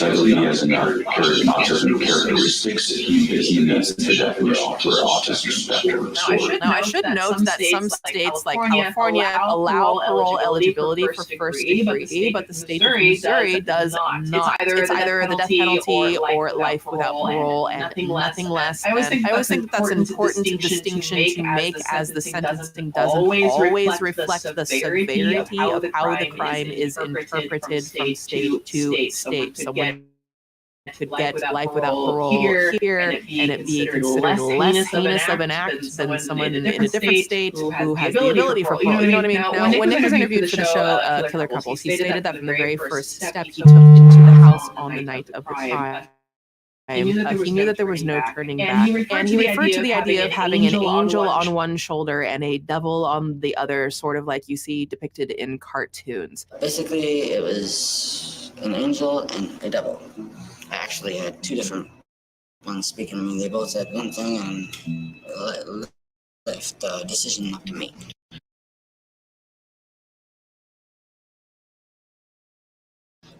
First, the angel spoke, which I wish I would have listened, because it's really weird. Because that only reassured me that my original idea of what we should do would have been the right thing to do. But it actually said, his very actual words was, take care and run.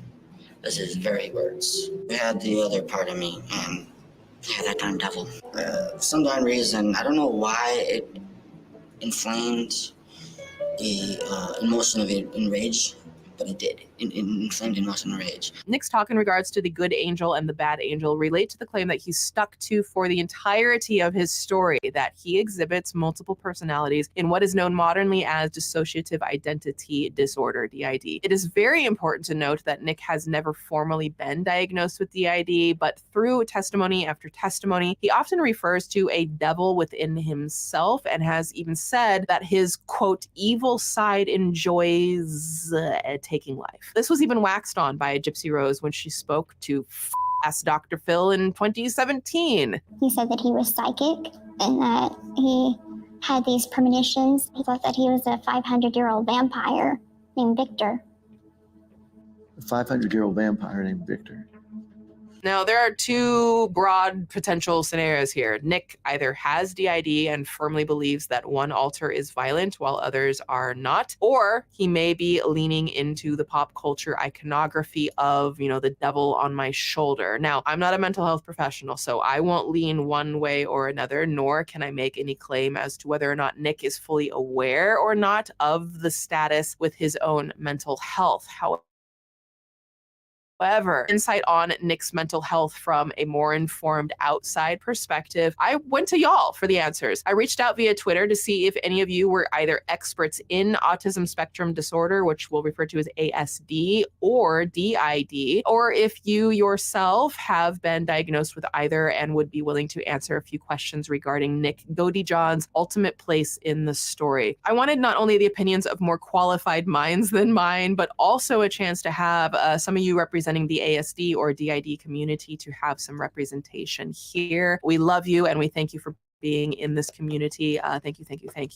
To establish lived-in experience, I asked everyone what it was like living with ASD or DID. Ghosty, who is diagnosed with both, told me, quote, we were diagnosed with DID in November 2022, but have struggled with it most of our upbringing without understanding. Having autism growing up, we were always in special needs class. As an adult, it has led to several learning setbacks that make it hard to work a normal job outside our house, being glued to a set routine indoors. DID feels like a constant series of glitches. throughout the day. Nothing is as simple as it seems. For someone who doesn't dissociate, memory is jumpy, often not fully remembering details of things, just pieces. We will never be a fully consistent self. We are all so different as a system, which leads to struggles within relationships with family, friends, everyone. What Ghosty's system describes is sadly common throughout the answers in. Okay, guys, I wanted to stop right there because my question is, like, she reached out to the different communities to find out about it. But what my concern was, did Gypsy know? That's what I wanted to know. Because they had spent a number of time on the phone communicating through social media. Did she know that he had these issues? And did she prey on that? Did she take advantage of his mental health problems and use them to her advantage? What do y'all think? Y'all think she knew already? Or you think it didn't come out until this trial? But I think she knew because she spoke of him saying that he was a 500-year-old vampire named Victor. What do y'all think? You think she knew and she took advantage of that the same way she's taking advantage of situations right now?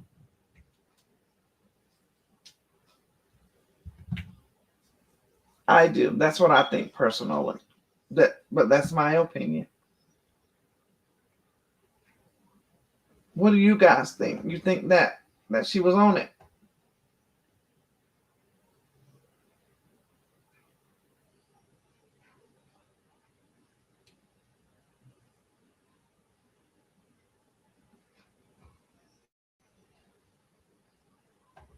Autistic person, though every experience is unique. Mr. Cheeseball, who is currently 40 and has ASD, said, "Living with it has been hard. I have the emotional reactions of a teenager. I'm in therapy for it currently." Now, one of my anonymous answerers said, quote, "I feel very isolated living with autism. You're not normal enough for the normal kids, but not disabled enough for the disabled kids, so there is never a place to fit in." Now, in addition to Twitter, I actually received a video response from Instagram and TikTok creator and autism advocate Rebecca Faith Cruz, who had this insightful answer. When people find out that I am autistic, they often infantilize me. And at times when I ask very valid questions, there's this almost preschool-like tone where they talk down to me like I'm a 5-year-old who cannot understand.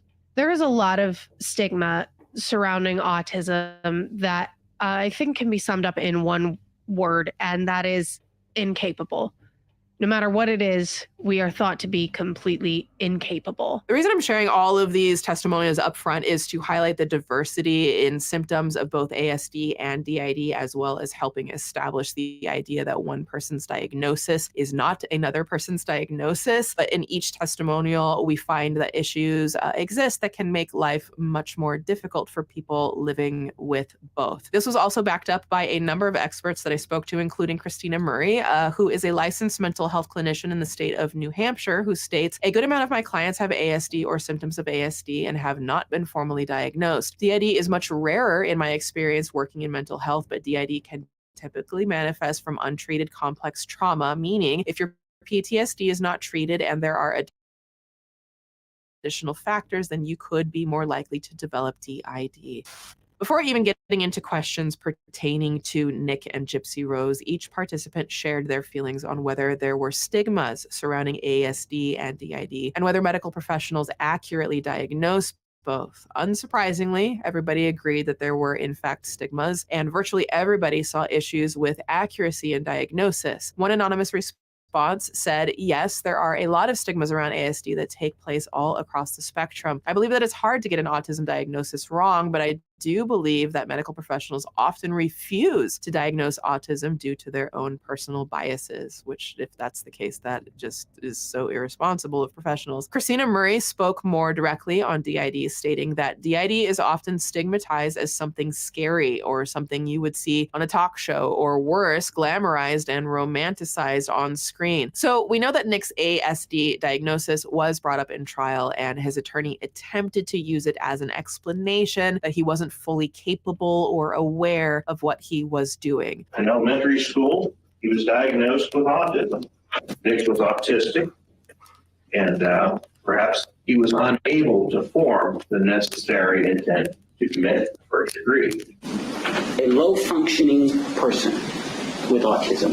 There's been a lot of debate about whether or not this is true and if this is something that should be brought up in trial or if it's further stigmatizing ASD. It also begs the question, are people with ASD or DID more or less likely to commit a violent crime, or is that not a factor? Christina Murray believes it is actually quite helpful for diagnoses to be brought up in a criminal trial. Quote, "In my clinical opinion, mental and behavioral health is no different than medical health. A good amount of my clients residentially are here because they were too unsafe to be in the community and need treatment, but they still have criminal charges or have done something that led them to this place of needing help. Some of them are violent. My colleagues and I have been choked, punched, SA'd, or attacked by teenagers and have been lots of physical restraints. It's part of why they are here, and the inability to regulate or manage their emotions due to the trauma and lack of appropriate caregivers in their lives teaching them those skills." And first of all, let me just give you a huge thank you for the work that you are doing. I can't imagine how difficult it can be on a day-to-day basis if those are some of the things that you are facing, but I am so thankful that people like you exist that are helping people who need the support. Danny Van Derzen Smith, I hope I'm pronouncing that right, an autistic coach from the UK who provides training for the National Health Service on Autism and Neurodiversity, agrees, stating, "I think neurodivergence certainly can be relevant in the sense that we need to be able to understand a defendant's experience and motivations more accurately without neurotypical assumptions." Quantum Kitty also states that diagnoses of ASD and DID are relevant at trial, and I feel like ignoring it doesn't take into account an extremely important and relevant part of a person's health and ability to commit a crime, their culpability. Most DID patients have a protector alter, and while not always dangerous, they certainly can be. And with ASD, we don't always have control over our reactions either. Some of these answers split down the middle in terms of perspective. One anonymous person states they can't stand diagnoses being used at trial because they believe it creates a larger stigma than there already is. It can be seen as a get out of jail free card to many people. There are cases where said person is manipulated into doing said crime, since autistic people, folks with DID, tend to be more reliant and dependent on someone. Now, Ambrosia states, "I think it's important to highlight diagnoses, but it could create negative stigma towards those who put in the work to rework that stigma." And far more definitively, when Anonymous 3 was asked if someone with these diagnoses are more likely to a crime, they said, quote, "People with ASD and DID are more likely to be subjected to abuse than they are to committing violent crime." Rebecca agrees. Bringing up Nick's autism diagnosis within this trial is extremely harmful. It perpetuates this idea that autistic people are violent, when autistic people statistically on end are far more likely to be the victims of violent crime than we are to be perpetrators. As an autistic person, I feel as though Nick was looking to be violent. And I feel as though his autism was an excuse to not be held accountable for that violence. Now, according to Nick, this is why he believes he has DID. I should actually bring up another moment when I was 14 years old, and that's when I first glimpse of it. This is when I realized that all the other things that were building up in me were basically jeopardizing my inner happiness, my inner peace, and all the rest of that. Because I remember seeing one night, it was at 9 o'clock at night time. I was in my grandma's house. I just remember looking in the mirror and I saw a glimpse of something I didn't recognize in my eye. And it went away. It was almost like something was trying to tell me, "Oh yeah, I'm there. You've created me. I'm there." And so really, I knew there was a darker part of me, and I was actually quite terrified to actually explore it. And now I actually regret exploring it with Gypsy, because she's the one I hope that would be brave enough to actually explore it with me, just so I understand what's inside. All right, guys, did y'all notice the distinctness between his voice as well as Gypsy's? Like, they both have this awkwardness in their voice, which I took notice for both of them. I just wanted to see if y'all noticed that. I'm going to put this back on. She's not going to talk about him very long, and she's going to get back on Gypsy. I just think that she found it important to show his mental state, to go back to what I was asking. to see if Gypsy was really preying on this man because she knew what he was. Did she sit around and giggle? Because she does this little giggle. Did she sit around and giggle like, he crazy as I don't know what. That's who I'm going to get to do it. That one right there. Okay, here we go. It's important to know that interrogation footage exists of Nick's mother remarking on his exact state of mind, not only at the time he ended Dee Dee, but throughout his life. And I pretty much never see anyone reference this footage. Perhaps it's not as, sensational, but Nick's mother did raise him and was with him every day of his life, presumably. And she has a perspective that has a right to be heard as well. She mentions that Nick had been told Nick's mental development would forever be the mind of a 15, 16-year-old with an IQ of 82. We always keep a close watch on him because he has. And that's Is why he being does diagnosed with? Okay, so that's why we kind of, treat him like when he was last doctor he talked to, they said his mind is probably always going to be 15, 16, right around there. So we always try to keep a close watch on him. When he said he wanted to go down there, I mean, that was a basket case. I'm like, you've never been out on your own. I do think it's interesting that Nick's mother said she was a basket case the first time he went out on his own, because he's never done that. And when he was leaving this time and the taxi pulled up, she said, "It's not okay for you to just take off. You didn't tell us where you're going." Nick was a 26-year-old grown man physically when he was leaving the house to be with Gypsy Rose. So it is not, in my experience, common for a mother to have this much concern over their 26-year-old grown son leaving the house, unless perhaps he had a history of not doing well on his own, perhaps due to his mental health. To me, this suggests, and I believe she is suggesting, that there's far more to his mental health disorder than some might think, which lines up with his mother saying that doctors told her that he'd have the mind of a 15, 16-year-old. Like I would worry about a 16-year-old getting in a taxi and going off on their own. Now, let's be clear, IQ tests are not a perfect barometer of one's intellect, but it is worth noting that Nick's IQ score of 82 is what is considered to be on the low side of a low average IQ. So with the score of 100 being a theoretical average in an IQ test and anything below 70 signifying a sign of mental disability, Nick has what IQtest.org refers to as a lower average intelligence level compared to the general population. However, it is important to note that this doesn't mean they lack intelligence or are incapable of learning and developing skills. Instead, it suggests that they may require more time or different methods to process information and learn new concepts. This score is just a snapshot of their cognitive abilities at a particular time and can change with education, experience, and personal development. Nick's mother also makes it a point to mention that after a life of non-violence on Nick's end, according to her, she claims that Gypsy Rose was in fact the person who got in his head by orchestrating everything. He knows what he's done is wrong. Yeah. He knows that, he says that he would have never hurt anyone if it wasn't for Gypsy. Absolutely. And his love for Gypsy. He says she wanted him to do it.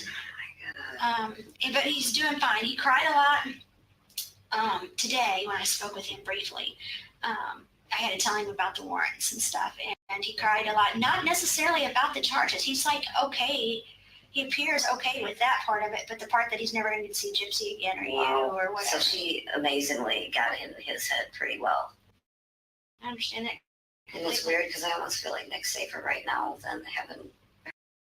Take the terrible feeling, and as the yellow crime scene tape is slowly. Did y'all hear what she said? His mom said she had to explain all of this to him. And his concern wasn't so much about what he was being charged with or the warrants. His concern was that he was never going to be able to see Gypsy again. That was the part that he could not fathom. He could not wrap his head around the fact that he would never see her again. And that's sad. And the more I go back and I listen, watching how she moves now, I'm just like, this girl knew. She knew. I'm fast forwarding through this a little bit, guys, because I was just really on this part trying to give you all a clear picture of Nick and who he is and how he operates. So I'm going to go past that part, okay? So we can get to the end of it.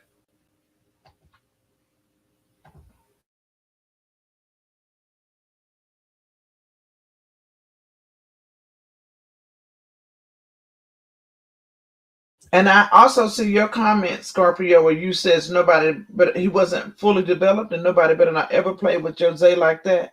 Baby, I'm with you 225%. I got a son with mental health problems. And if anybody was to ever, baby, it's going down. Look at them salmon patties over there, y'all, that Sissy done made. I'm feeling away.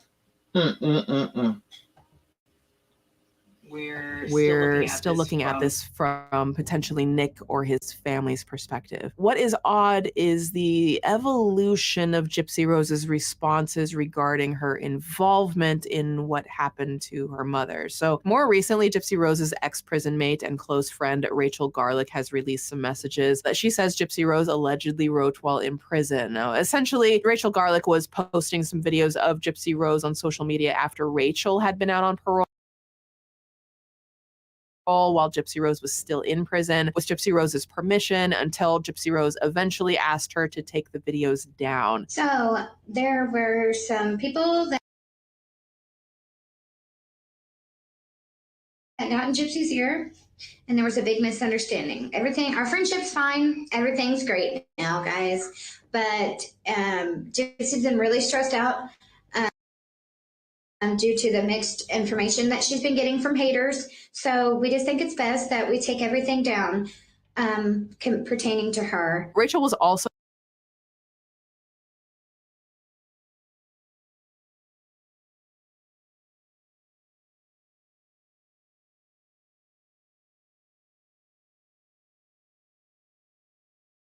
allegedly acting as a sort of liaison to Gypsy Rose, where people would submit questions to Rachel, she would get them to Gypsy Rose, and then Rachel would post Gypsy Rose's answers online. And one of those answers was interesting. I have read it earlier. Question: what is your feelings towards Nick?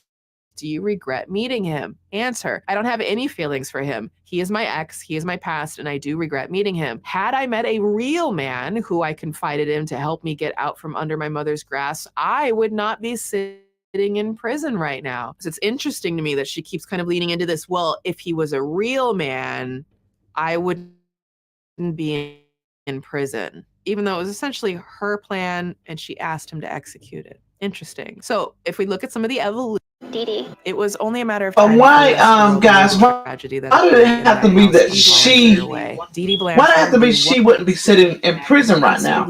Why couldn't it be if I'd met a real man, my mom would still be alive? That stuck out to me. Like, are you worried about being in prison? Or are you worried about the fact that your mom is no longer on this earth with us? Like, that kind of baffled me a little bit. Like, your concern isn't even about your mother, it's that he did it and you got caught. He did it in a way that you had to deal with it as well. I guess she wanted it done where it would be done and she wouldn't have any repercussions from it. Because, you know, she said it more than once, you know, about him being a real man. If he was a real man, he wouldn't have let her get caught, I guess, you know. So here we go. Person that presents with clear trauma symptoms, and with what we know of her story feels accurate. Gypsy Rose's lack of appropriate relationships with caregivers, minimal social interactions, or ability to develop appropriately due to medical negligence played out with her relationships we see now. She wasn't able to develop a healthy sense of identity and is now trying to catch up. She didn't have the skills to problem solve other solutions to manage her distress and tapped into a fantasy world with Nick to get her needs met without maybe understanding how this could play out for her in the real world. Now, another professional that I spoke to, a mental health nurse in the UK, admits they haven't looked into Nick all that much, but they take a firm stance against Gypsy Rose, stating Gypsy Rose comes across as a manipulative character with a strong desire to coerce or control a situation. The reason I say this, her story of events has changed so many times. She states she has a low IQ, but actually is intelligent and continues to play the victim of harm to get her own way or through life. Whilst the trauma she experienced by her mother was shocking, I believe there has been a period of learned behavior from this and now has adapted this lying, manipulating way to get through life. Now, on the opposite end of this opinion is Rebecca, who said, Gypsy Rose is a very complicated person, but at the end of the day, I feel as though she was a person who was trapped. I cannot imagine the trauma that her mind and physical body went through. I would not make the same decision that she did, but I also don't feel like she felt she had a choice. I do not disagree with Nick's conviction. He actively chose to partake in this violence. I do believe he should be in a psychiatric facility where he is getting the proper care that he deserves. Just locking him away, it is doing a disservice to the mental health community as a whole. Danny Smith provides a nuanced take, stating that, quote, from what I have seen of the confession footage, Nick seems to be quite an honest person, a common autistic trait, perhaps even to his detriment. I do think he genuinely cared for Gypsy Rose. I also think that there is clearly all sorts of concerns about his choices and conduct that go way beyond his autistic identity. One thing I don't see mentioned is the autistic propensity to get severely affected by perceived injustice. It is plausible to me that Nick's overwhelming sense of injustice Gypsy Rose suffered spurred his actions, as well as, I'm sure, other things. I'm not sure that Gypsy Rose has had much of a chance to be her own person yet. Danny's point of view is interesting, since it's a point of view Nick's own mother seems to agree with. Well, good-natured kid, you know. He definitely did it. He definitely told us exactly how he did it. And well, yeah, he'll be honest. He's honest. Yeah. He's honest.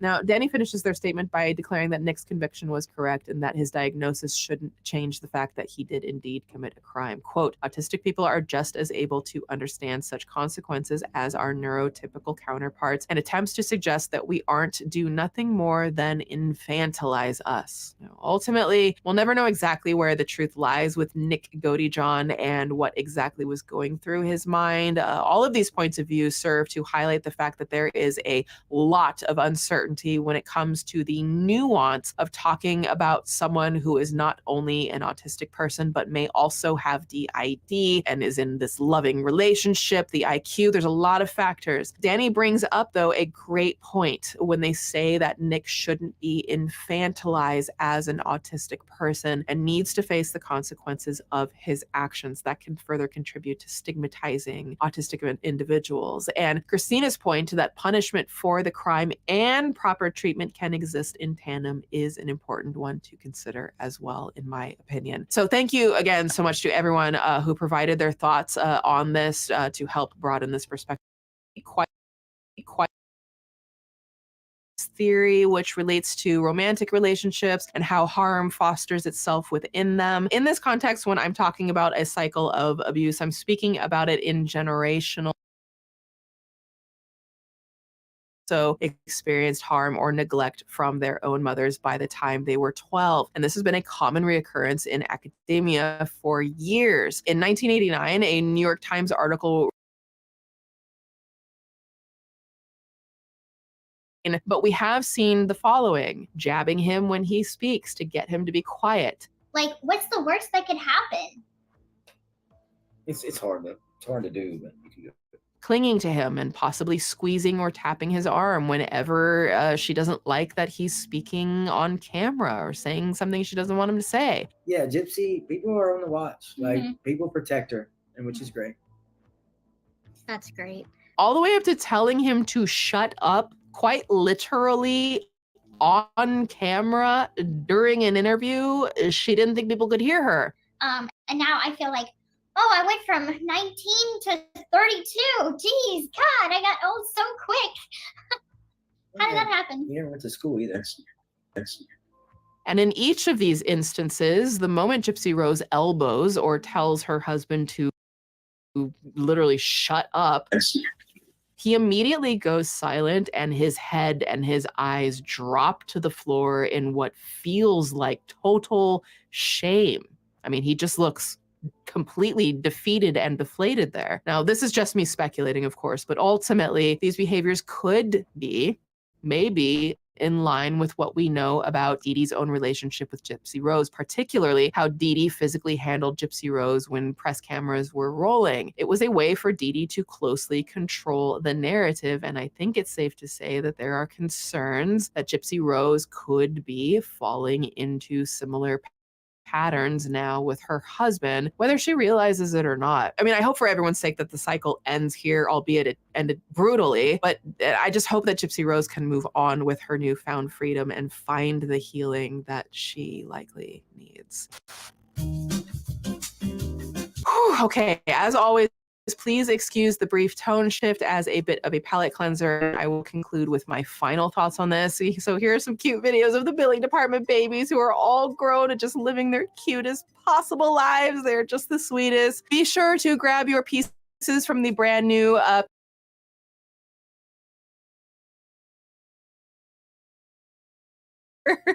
also follow me on Twitter. Both of those are linked below. That's where I do post most often, almost like daily, especially on Instagram. I have polls, check in. I will also be posting more opportunities for you to be featured in my upcoming.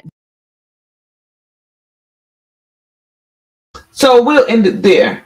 And I'm going to end it there, but you all got to see at the end where she nudges her husband. She squeezes his hand. She shoves him and literally says, shut up. And that, if no other indicator, is she is a manipulator. She wants to be in control. She needed him, but she don't want him to speak. And when I had quit following the stuff shortly after she had got out, because I was like, oh Lord, this girl got a following everywhere, and I had other things going on. But when I started finding out about them divorcing, and things started being said about her stepmother, I was like, let me get back into this and see what's going on. So my viewpoint has changed. My stance of what I think about Gypsy Rose has changed. And I do agree, as the commentator was saying, that she suffered immensely for abuse. She did. I'm not going to take that away from her. But I think she had a big part to play in it as well. And I don't look at her as being so innocent now. What do y'all think based off what you see or no? And I'm going to drop the link if anybody wants to come up and speak on it. I'm going to continue to drop the link. I know y'all don't like to come up, but one day somebody going to come up. I'm waiting on it.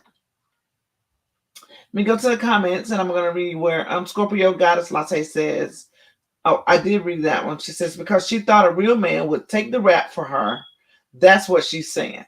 That's exactly what she's saying. Like, next time I'll get somebody, I would have, if I could go back, I'd have got somebody who wouldn't have got me caught. That's what I would have did. And, she makes the references of, if I had a real man, then I wouldn't be sitting in prison.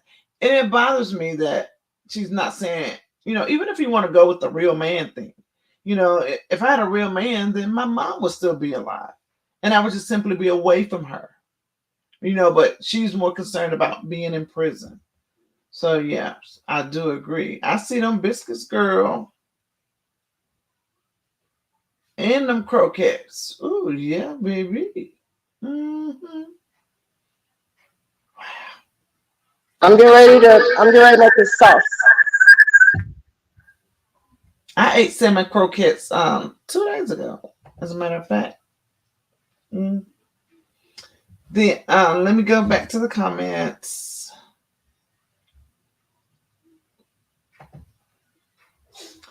Scorpio says she wanted him to do it and just accept that she didn't help him. That's exactly what she wanted. So that's why the title says Gypsy Rose or Thorn. So you know how the rose sits on the stem and it has the thorns coming out of it. And it's almost like she's a thorn in somebody's side. Like once you come acquainted with her or you begin to deal with her, you got to kind of cater to her or you're a problem. So it's like, that's why I titled it Or a Thorn. Is she a rose or a thorn? Welcome in. Good morning, gorgeous. Thank you so much for coming to sit with us for a minute, girl. Appreciate you. And Miss Buttercup, thank you so much. Lupot says, I'm in and out because I'm doing some content, y'all, but I'm here. Gotta make that money, girl. I know. Hey, Cheese, what's up? Thank you for coming by, homeboy. But yeah, so that's where I said I was in support of her. Although I did not agree with what happened, I felt sorry for her. But I don't feel sorry for her now. I don't. And unfortunately, when people begin to get money, they get loose. They become, they're not so buttoned up anymore. They have this sense where they think, oh, well, I do what I want to do, when I want to do it, and how I want to do it. And that's kind of where she is now. I'm literally watching this lady transform. Literally watching her transform. When it was first coming out and they were showing the pictures, like, you know how we have a medicine cabinet? This girl had a medicine closet. Yeah, Scorpio says, I definitely agree now. Let me show y'all that closet that she had full of medicine. And even if you watch some of the shows and movies about her, she speak on how she was just so high. She couldn't think. She was high. She was this, she was that. And I was like, oh, wow. And that alone made me feel so bad for her. I was like, oh, wow. Why would a mom do such a thing to their child? But now I kind of feel like they had this thing together. I think her and mommy did. She wanted to get away from mommy. Mommy wasn't having it. And she was like, yeah, I'm finna show you. You'll also learn in this that mom was sexually abused as well as a child. She had her own issues, even her mom's mom. And that's horrible. Like, it is horrible. Let's see, here's that picture. I'll pull it up and show you guys. If it decides to come up, let's see.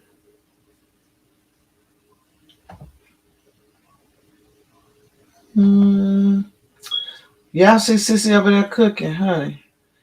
And I'm hungry too. I haven't eaten anything today. She's making me feel away. That's all right. I'm gonna get myself together though. Give me some vittles going on. Oh, where did you go?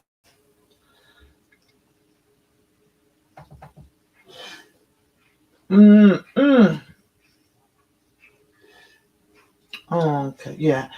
Here it is. It's a whole closet, guys. Not just like a medicine cabinet, or a medicine shelf. Mommy had a whole closet. Let me see. Where am I at? Bear with me, y'all. I have to remember how to do this. There we go.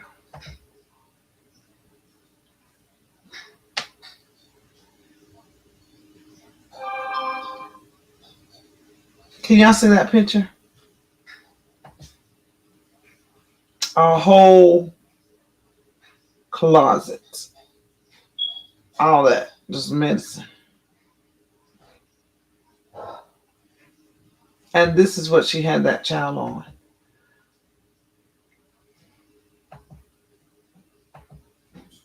So, oh boy, that's horrible. Just horrible in every way. Horrible, horrible. And then I want to show you guys also, where is it? It's her makeover, like what she looks now, what she looks like now. And coming out of her incarceration, she looked nothing of the sort. Like nothing. And I'm okay with people, fixing themselves up if it's some insecurities they have, making themselves look better, so on and so forth. I don't have a problem with that at all.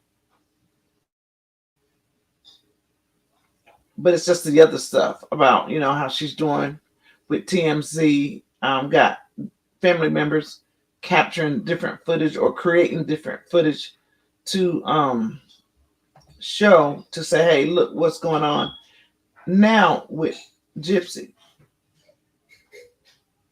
That right there is bothersome to me.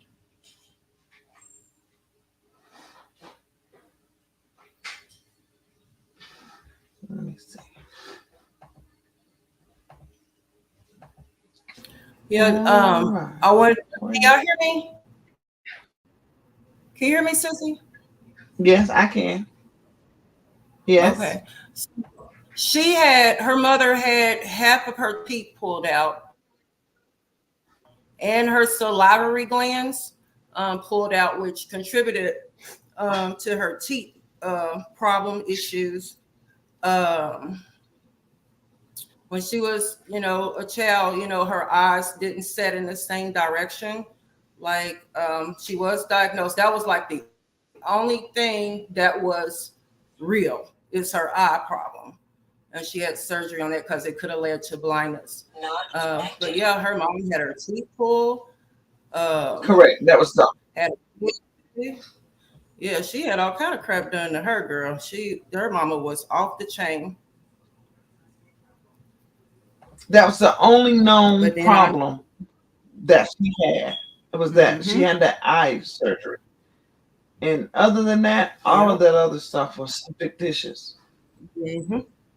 Right. And it made me question the doctors and stuff as well.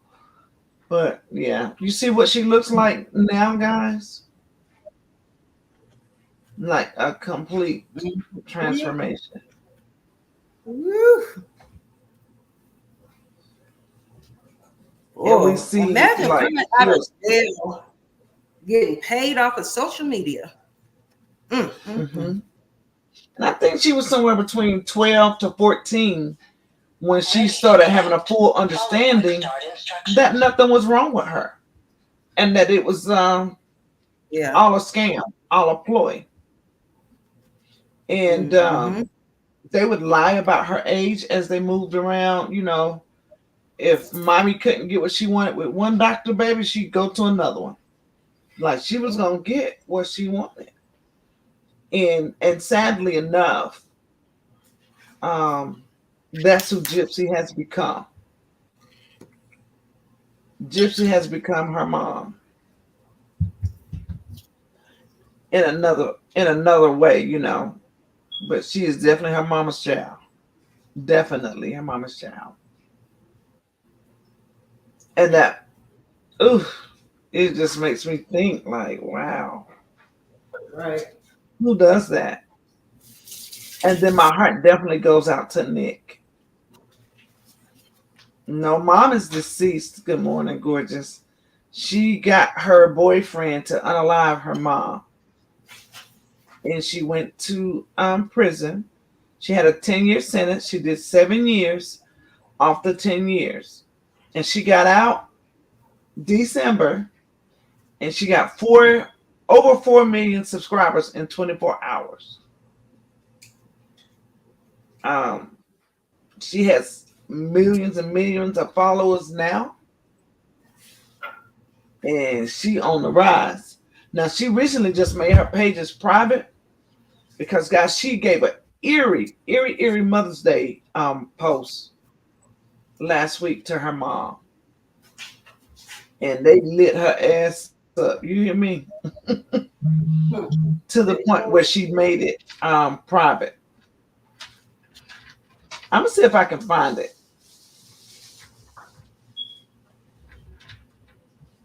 But you know, it had to be bad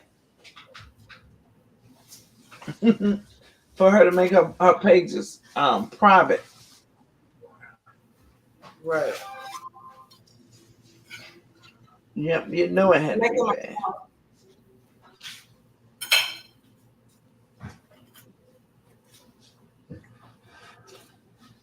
And it wasn't long.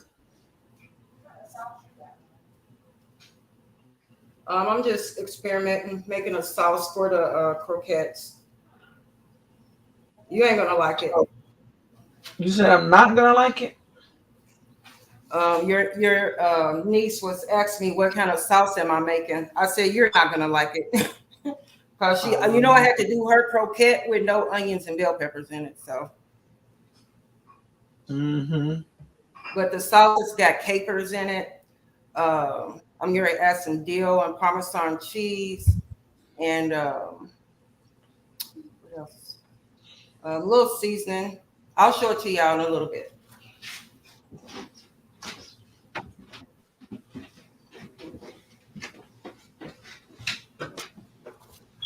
Lemon juice. Y'all, she over there eat good. Look what I'm finna eat.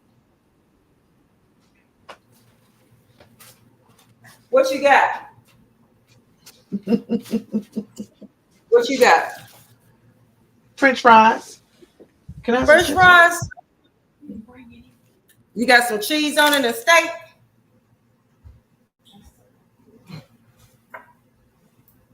I love, you know, I love me some fries too now.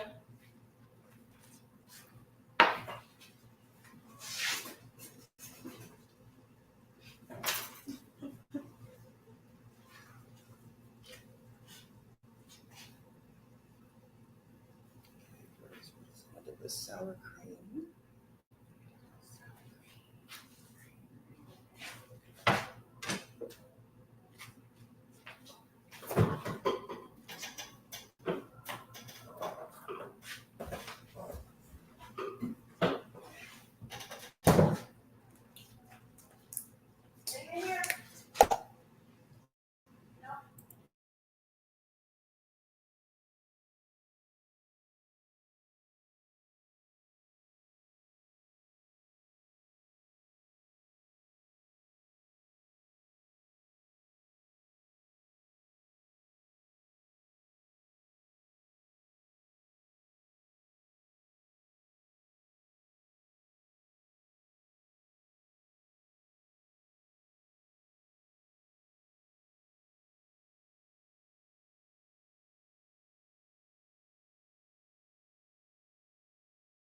Where's Sissy go? She disappeared on us, y'all. I'm sorry.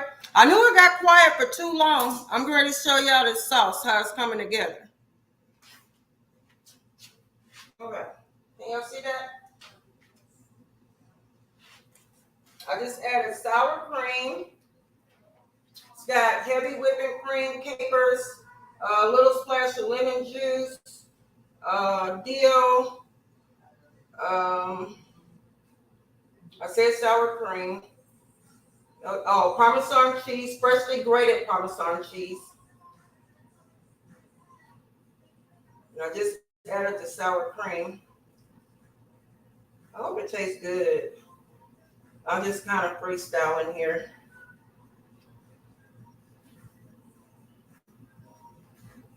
I had looked at some recipes and some different versions. It's just called fish. It's just called sauce for fish. That's how I Googled it. I said, what's a good sauce for fish? And then it just started showing me different recipes. And then I said, what's a good sauce for fish cakes, for salmon croquettes? And so this is what the concoction I came up with, y'all. Sissy back? Nope. And y'all know y'all can make salmon croquettes. Get you some fresh salmon and shred it up. You can smoke it first. I like smoked salmon. Many me like salmon, period. But I really love honey smoked salmon. You can get it at, I used to get a pack at Sam's Club. Sissy back yet? I'm back. I got kicked out.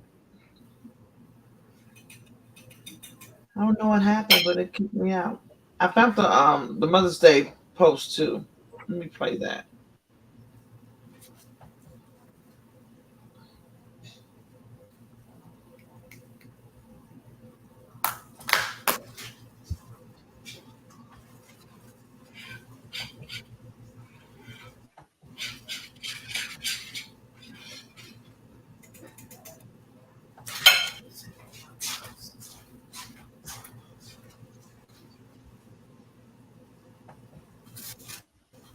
Mute.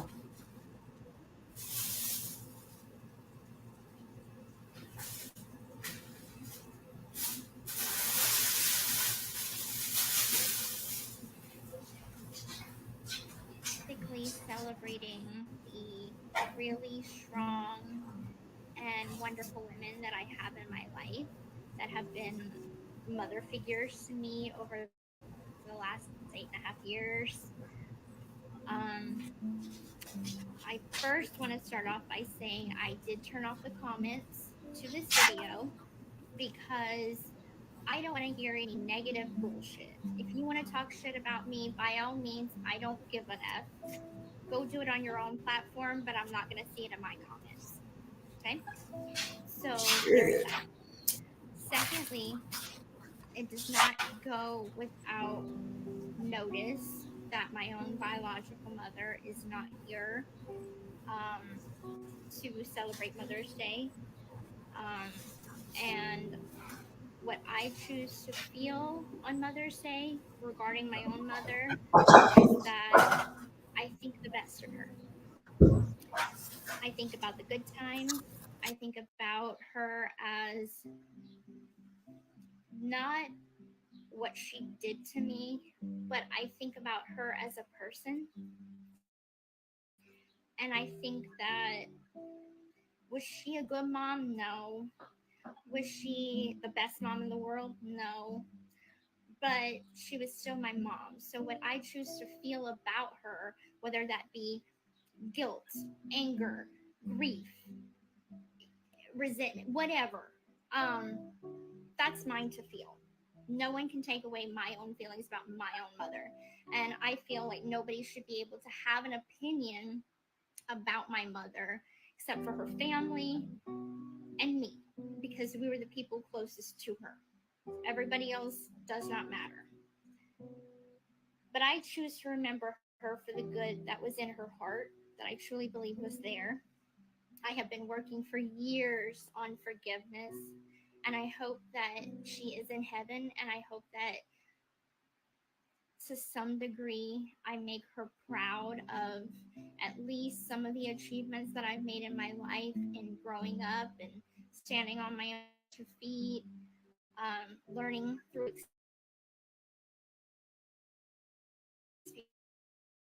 experiences, mental emotions are gone, right?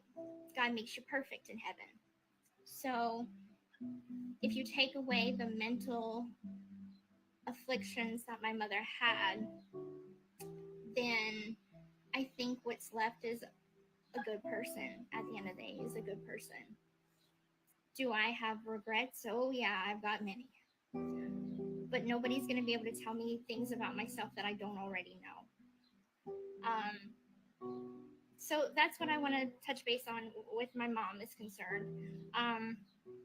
So I will say a prayer for her today. And I will remember the good that was inside of her, whether that be extremely deep or not. So I'll say a prayer.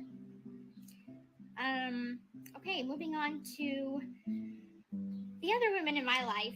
So my stepmom Christy has been like my biggest advocate for my freedom, my growth, me and my stepmom have a really close bond. Um, she has always stood beside me, whether I made wrong choices, right choices. She might not always agree with my choices, but she does what she can to guide me as a mother figure. And she is just an incredible kick ass woman. Like, the strength inside this woman is insane.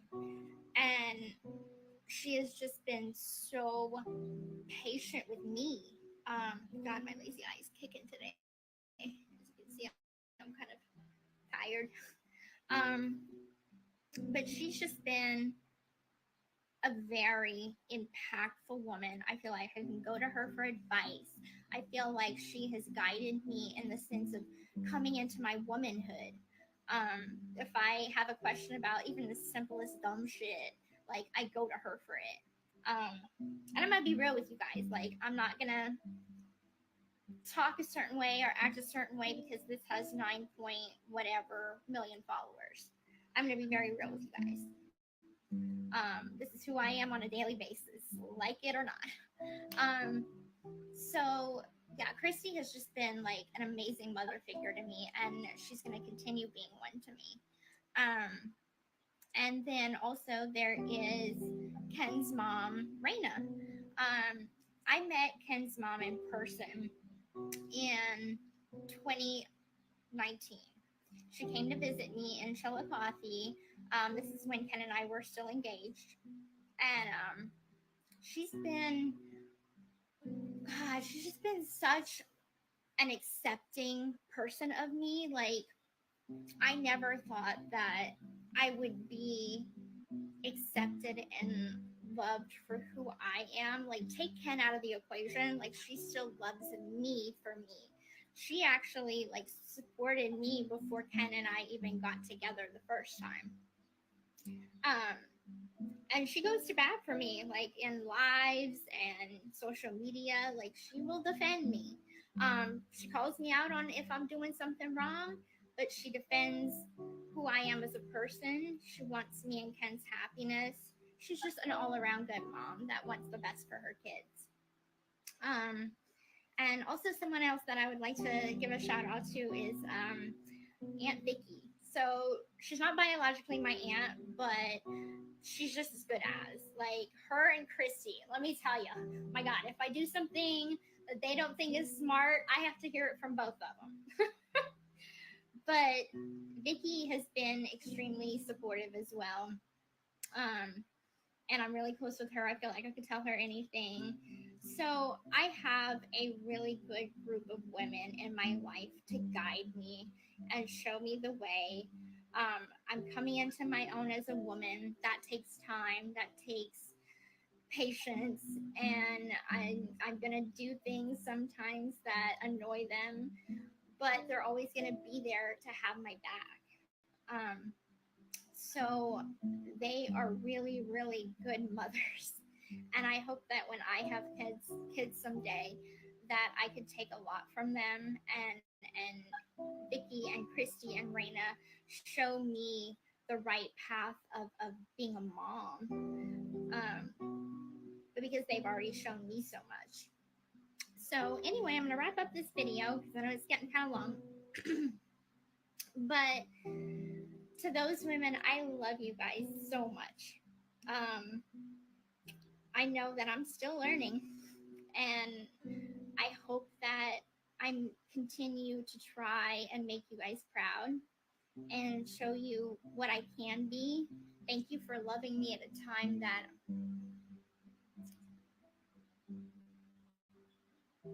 I felt unlovable.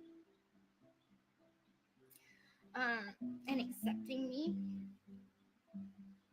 no matter what. Because that means everything to me. So, happy Mother's Day. Lots of love and hugs. And I'll talk to you guys soon. Bye.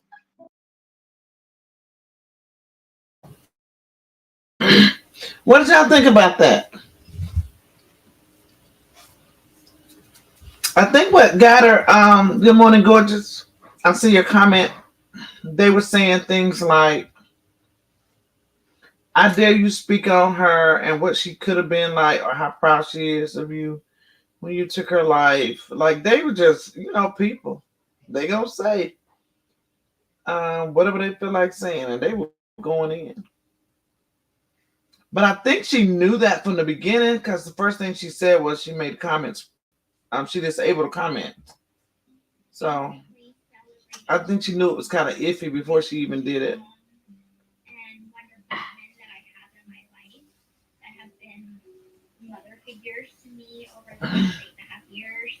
They were saying, I'm looking through some of them, but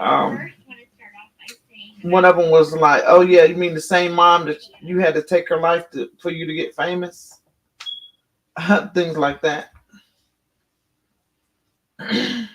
Yeah, she was. I don't know if she did made it private or even disabled the comments prior to, because she knew what kind of backlash would come from it, because you had a very big part to play. You weren't in here, good morning, gorgeous, but it said that when the boyfriend was unaliving her mom, she was in the bathroom shaving her legs. So make that make sense. But it's a very interesting story.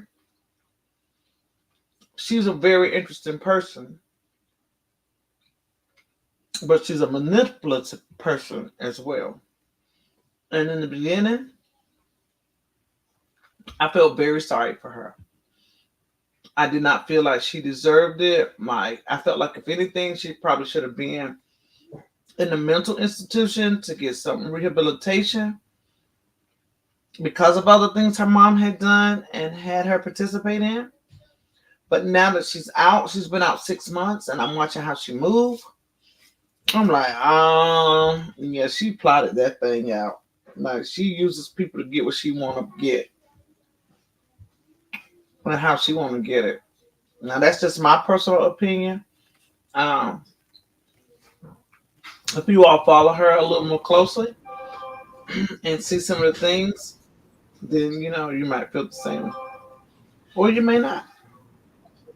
But yeah, that's how I feel. What do y'all think? I'm gonna drop the link again.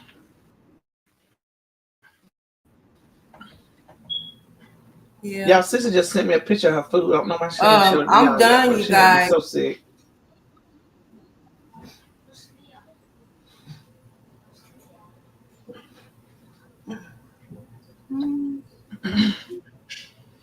Yeah, I think We eat it with hot sauce and syrup. hot sauce and syrup. I got to grab hold of that one. Hot sauce and syrup. I'm still trying to put that around in my mind.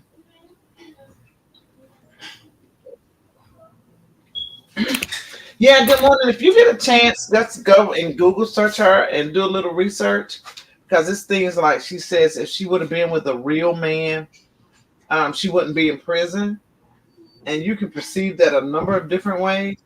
But we was talking earlier, like as if, yeah, if I would have been with a real man, you wouldn't have got caught, or you would have did it in a way where I wouldn't have got in trouble. Like, it wasn't about her mom.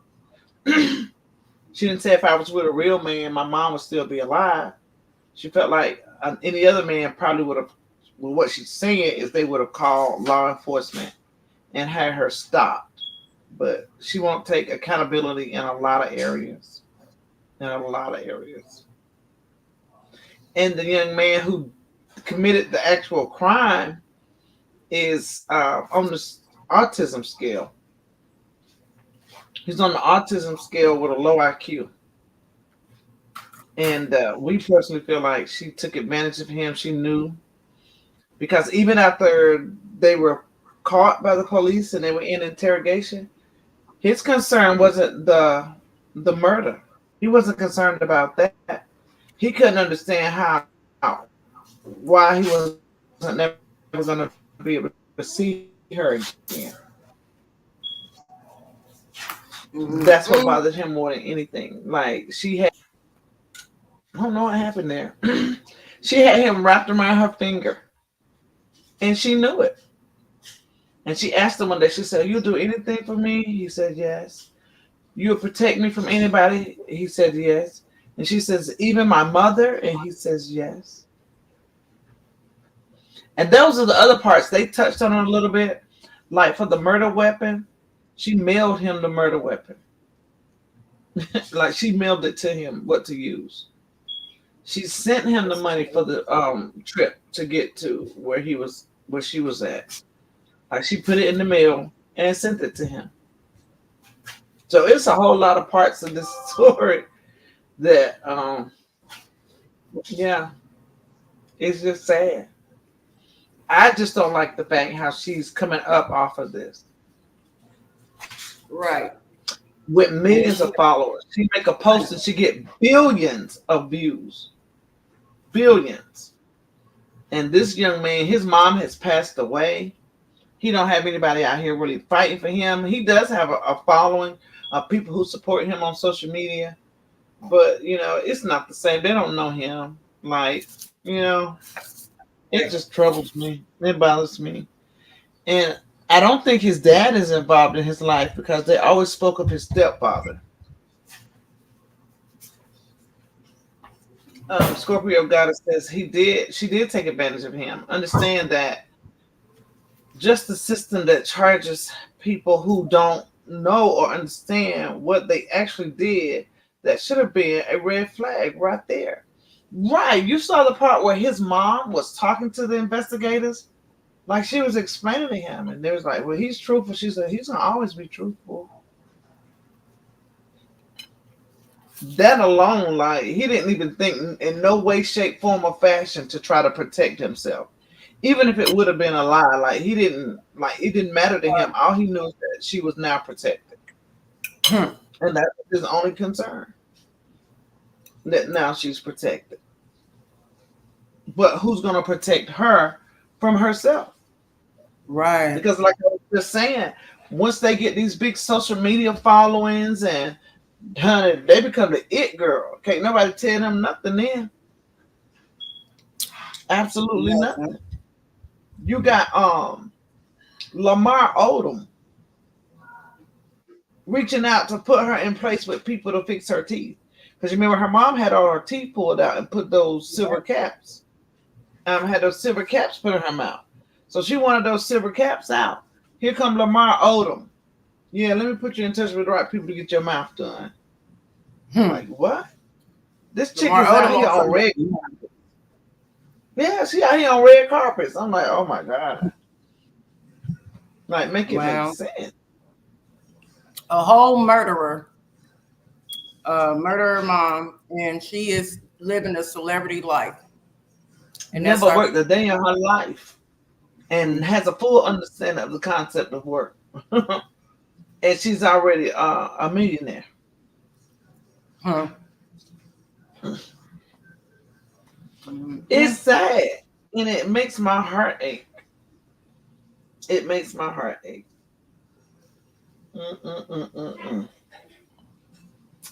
But I am very much interested in. They've done several shows about this lady. Good morning, gorgeous. She has a few movies out. She's been on Dr. Phil. She's been on The View. You name it. When she first got out, like a lot of people, everybody was so caught up in this whole truth thing that they weren't paying attention to a lot of other stuff. But she was everywhere, being seen everywhere, just getting bigger and bigger and bigger and bigger and bigger. But absolutely no accountability. She still plays the blame game to this very day. To this very day, she plays the blame game. And I'm just like, oh wow. She looked Yeah, good. she always. Huh? I said she looked. So what's she looks good. Her cosmetic surgery, her face. Money, money gets you what you want. Yeah. Money would definitely get you what you want. Yeah. You should have played it. You should have played it already. Or was I running my mouth? Yeah, I showed it.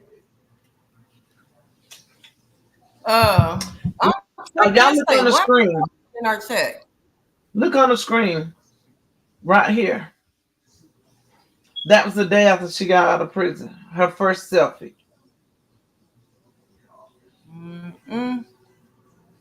This is her And now. now. Wow.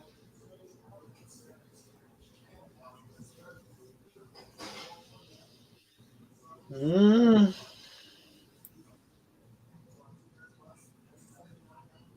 And you saw what the husband looked like. So she left the husband. She back with the new boyfriend. Well, the old boyfriend. Her first fiance is now her new boyfriend again. And I think he's using her.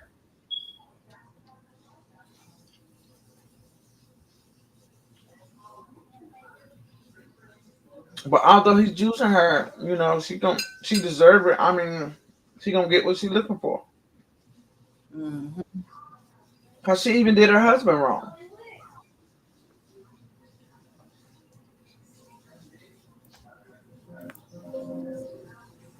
Hold on, Sissy. I'm about to change devices.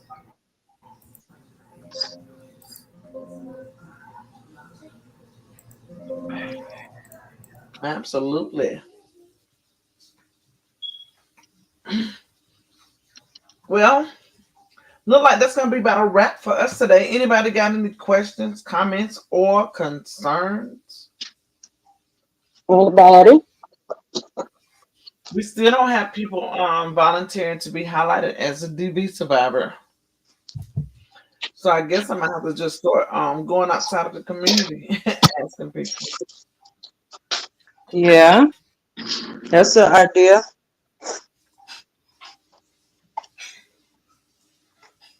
Cece has a topic for Wednesday, guys, about America's worst mayor.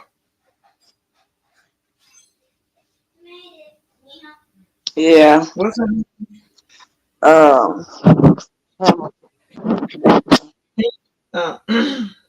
What is it? Henley? Henley, yeah. I gotta go back. I thought we was gonna get the touch on it today, but I think maybe this story, like, it really was intriguing. It is intriguing, but honey, I already know it's a waste. Like I said, the judge should have ordered her to have psychiatric treatment for the next years to come and while she was incarcerated. Because that is just not normal. It's not.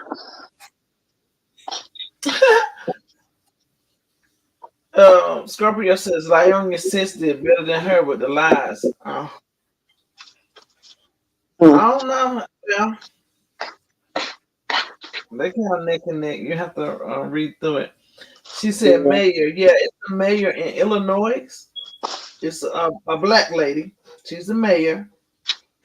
And baby, I think the FBI got involved because she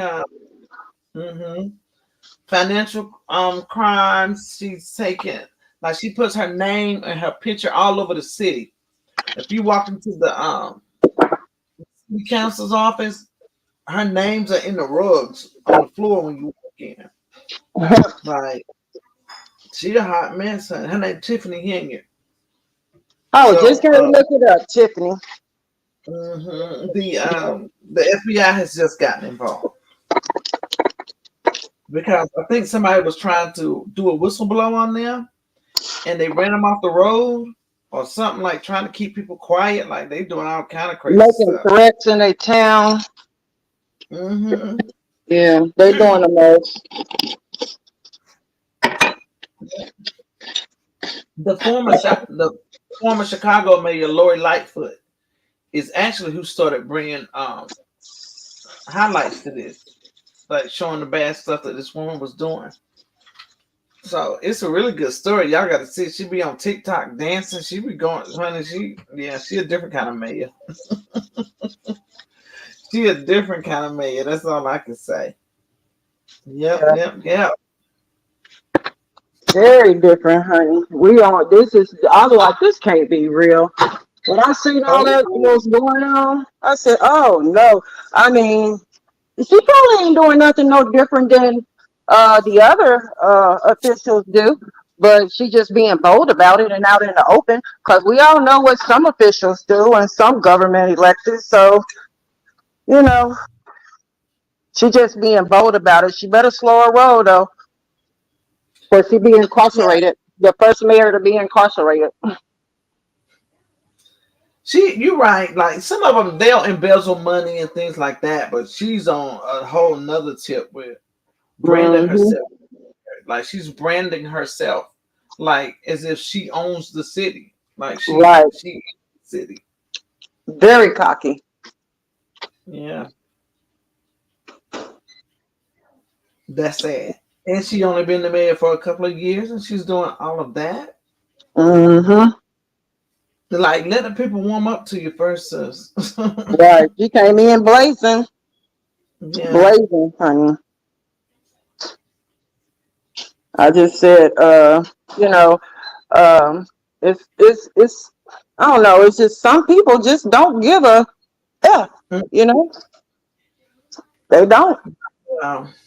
Honey, I sent you a picture, honey. She had a whole Wesley Snipes outfit on from New Jack City when he had the dog chains, and right before he stabbed somebody when they was in that little conference room. He held a city council meeting like that. A hot mess, baby. Yeah. Y'all all seen that other news with Diddy. Oh yeah. And of course, they can't touch him about it. There ain't nothing they can do about it. Honey, they triggered me so bad. I was so pissed off. Yeah. Woo, just to see it. I mean, I knew he did it. I knew he was a monster, but to actually bear witness to him doing it. It's something different when you actually see it. Like right. And now there's nothing they can even do about it because statute of limitations has kicked in. But he's gonna get his just due, honey. He's gonna get it. Retribution gonna be I hope his retribution is quick and swift and just like right on time. And he got the nerve to still have his social media up. They were trying to say that he was overly intoxicated, what made him do that. But did you see how he was running? He wasn't running like no overly intoxicated person to me. My worst whoopings came when, actually mostly all my whoopings came when he was overly intoxicated, and some people turn into like a real live demon, and he just like that's his natural nature right there. He didn't seem intoxicated to me, He really didn't seem intoxicated to me, but I'm sure he'd be intoxicated when he'd be abusing people at times and on drugs. But yeah, no, you was able to run down that hall with a towel around you, and you adjusted your towel. An overly intoxicated person wouldn't have gave a shit about that towel. Like I slowed the video down, honey. His body language, he wasn't overly intoxicated. Nah. Nah. Now, but what I do question is the second part to that video. They were actually in the hotel room. You saw that, and he was throwing the vases at her, the vases. Yep. When he sat down in the chair and with the towel around him still. But where they get that footage from? Because that seemed like it would have been in a room. It probably was in a lounge. Area. With his towel on? Yeah, he ran out the room all the way to the elevator to stop her with his towel on, dragging her down the hall. Right, I saw that part, but he probably took a break, sat down for a minute with those vases in the hallway. Because how else would they get that footage, though? Yeah, it had to be in the hallway. Good morning, gorgeous. Said he's a celebrity with too much power. Baby, they didn't learn nothing from Michael Jackson and R. Kelly and Bill Cosby. They didn't learn nothing. But you know what? They always think it don't apply to them. They always think, oh, that's them. That ain't me. That's them. Right. That's what they be thinking. That ain't me. That's them. I'm good. Right. I hope he get everything he got coming to him. And I sure hope he don't slip through the jail, slip through the prisons. You know, I hope he gets charged. Like, I hope they lock him up. I don't care what they can make stick. He's a monster. And I believe he unalived his baby mama. Yep. But they can't lock him up for that because the statute of limitations has passed. Yeah. That's crazy. Woo, child. But I'm sure it's something. I almost hit the live button when I seen that video, girl. I showed it. I almost hit that live button. Kels was exposed, child, 20-some years ago. On trial and everything, and he beat it. Right back to doing the same thing he was doing before. A leopard never changes spots. Yeah. I think that the girl's auntie or something, the girl's auntie was the one pushing that case for R. Kelly some 20 years ago. And he went to court, and they say that he paid that girl and her family off to make them recant their story. But the state still picked up charges. But he beat that case. And if nothing else, we should use that as an example how when you thought you've gotten away, 20 years later, it veers its ugly head again. Yeah, look how Bill Cosby did. Like all those years ago, you know, like when he was younger, flipping those Mickeys in them drinks and stuff. And then here he is, an old man, like old man, and now all this stuff coming out, and he did jail time behind it. Like that's what I'm saying, statute of limitation. How does that happen? Because he did these crimes to these ladies years ago, decades. You know, each state is different. Each state is different, and in LA, the DA has already spoken. Can't prosecute Diddy. Wow.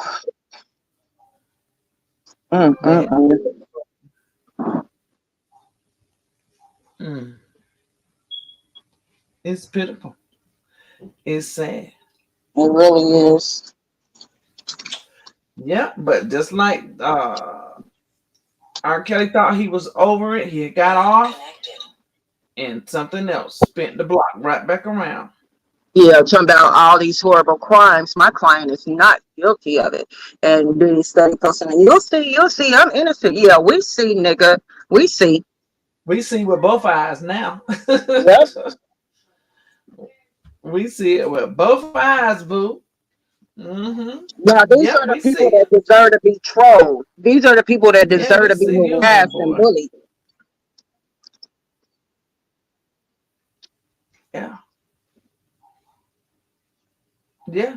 I wonder if Diddy was to go live right now, how many people you think would come in his chat? Nobody. He probably had the biggest following he's ever, they'd all come in his chat. Yeah. Right. To see what's being. Yeah. So many times that I want to say, hey, y'all go leave these kind of comments. Go leave these comments in R. Kelly's fan base, on his fan base social media posts. Now, y'all go leave these kind of comments for Diddy, go harass somebody else like this, like leave Robert alone.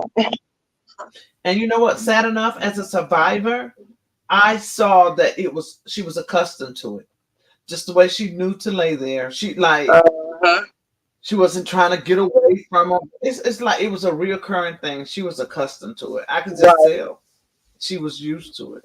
Girl, he She was broke her accustomed. jawbone, her nose. He done did so much trauma to her. Like it's so, honey, God had her covered. Like he had her covered. Whew. Mm. Her, I'm her sure he own probably special gonna pull. blanket. Yep. Her own special blanket. That's She something. survived that. I'm gonna have to start supporting her more. I don't know if I ever told you this. I don't think I did share with you, but I remember on Instagram when Kim Porter passed. People, I didn't know nothing about Diddy's relationships. Like I didn't keep up with him like that, so I didn't know anything about his life. Like I followed him, but like I know I was rocking to his music sometime. But that's, I mean, as far as the allegations and the stuff that had been out there all those years, I mean, I knew little about that, and I never judged that man. But when Kim Porter passed, I remember Cassie going into Diddy's comments, giving her condolences, and the people beat her up in the comments. So I went to her page. I didn't, like I said, I didn't know nothing about her. I went to her page, and when I looked at her, I couldn't stop. I just looked at her. It was something that just like her facial expression, like I just locked in. It was like something to me was like in my spirit. I didn't know what was going on, but I remember staring at her photo for about three to 5 minutes. I just stared at her, her profile picture, and then I looked at her other pictures that she took, and I couldn't wrap my mind about why I was drawn. Like it was like my spirit was drawn to her. And so then I started reading her comments, and they were like, I know you're glad about Kim being, gone, saying stuff like that, like just mean, just beating her up in the comments. But I never made a judgment. I never thought anything past it other than just something just made me just really stare at this woman and just like be intrigued. And then it started when she came out and said all that stuff. My mind said, oh, that's what I recognized in her. That's why I stared at her so long. I'll never forget. That's the only time this ever happened to me.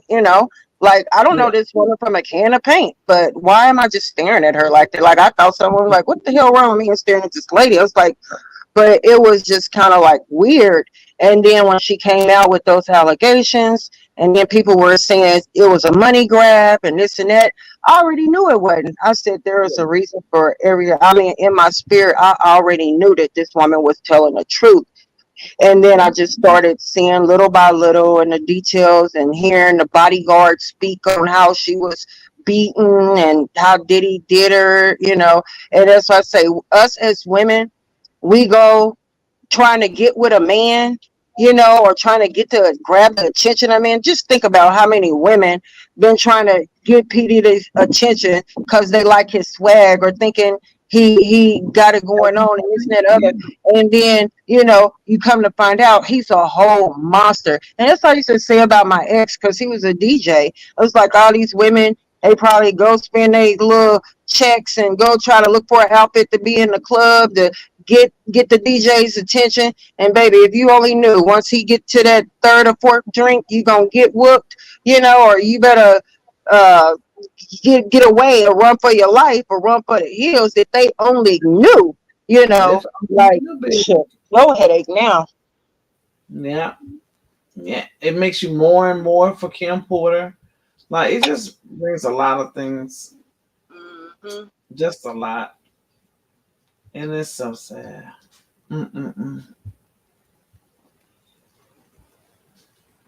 Scorpio said people who only dated people based off their status of dollars. Yeah, right. Their status of dollars and swag. Right. That part. Because he sure ain't handsome to me. And he rode the short bus. And he rode the short bus. So yeah. Right. Hi, Kimberly. How are you? Thank you for coming in, girl. We're about to get up out of here, though. We've been live for a few hours. Yep, I love y'all. I didn't get to say hi to y'all personally in the chat, but I love y'all and thank y'all for rocking with us. We appreciate you. Next week I'm gonna give y'all a cash app. I'm gonna bless somebody with a cash app next weekend. So maybe even Wednesday. I don't know, but it's about that time. Yeah. Yeah, well, we appreciate each and every one of you guys as usual. Yeah, we talking about crazy girl, Miss Gypsy. But we're gonna get up out of here. Let y'all go on with y'all Saturday. And we'll see everybody on this good Wednesday. Yep. Good morning. Said we love y'all too. Y'all stay safe out here. Stay dry for you all who live in the cities that we're getting these storms back to back to back to back to back. Y'all stay dry. Y'all stay safe. Remember to keep God first in all that you do, because without Him, none of us are anything, right? Even when we don't realize it, it's Him who keeps on keeping on, who keeps us. Right. Just remember that. Okay. Yep. Well, we love you all, and we'll see you all on Wednesday. Have a good one.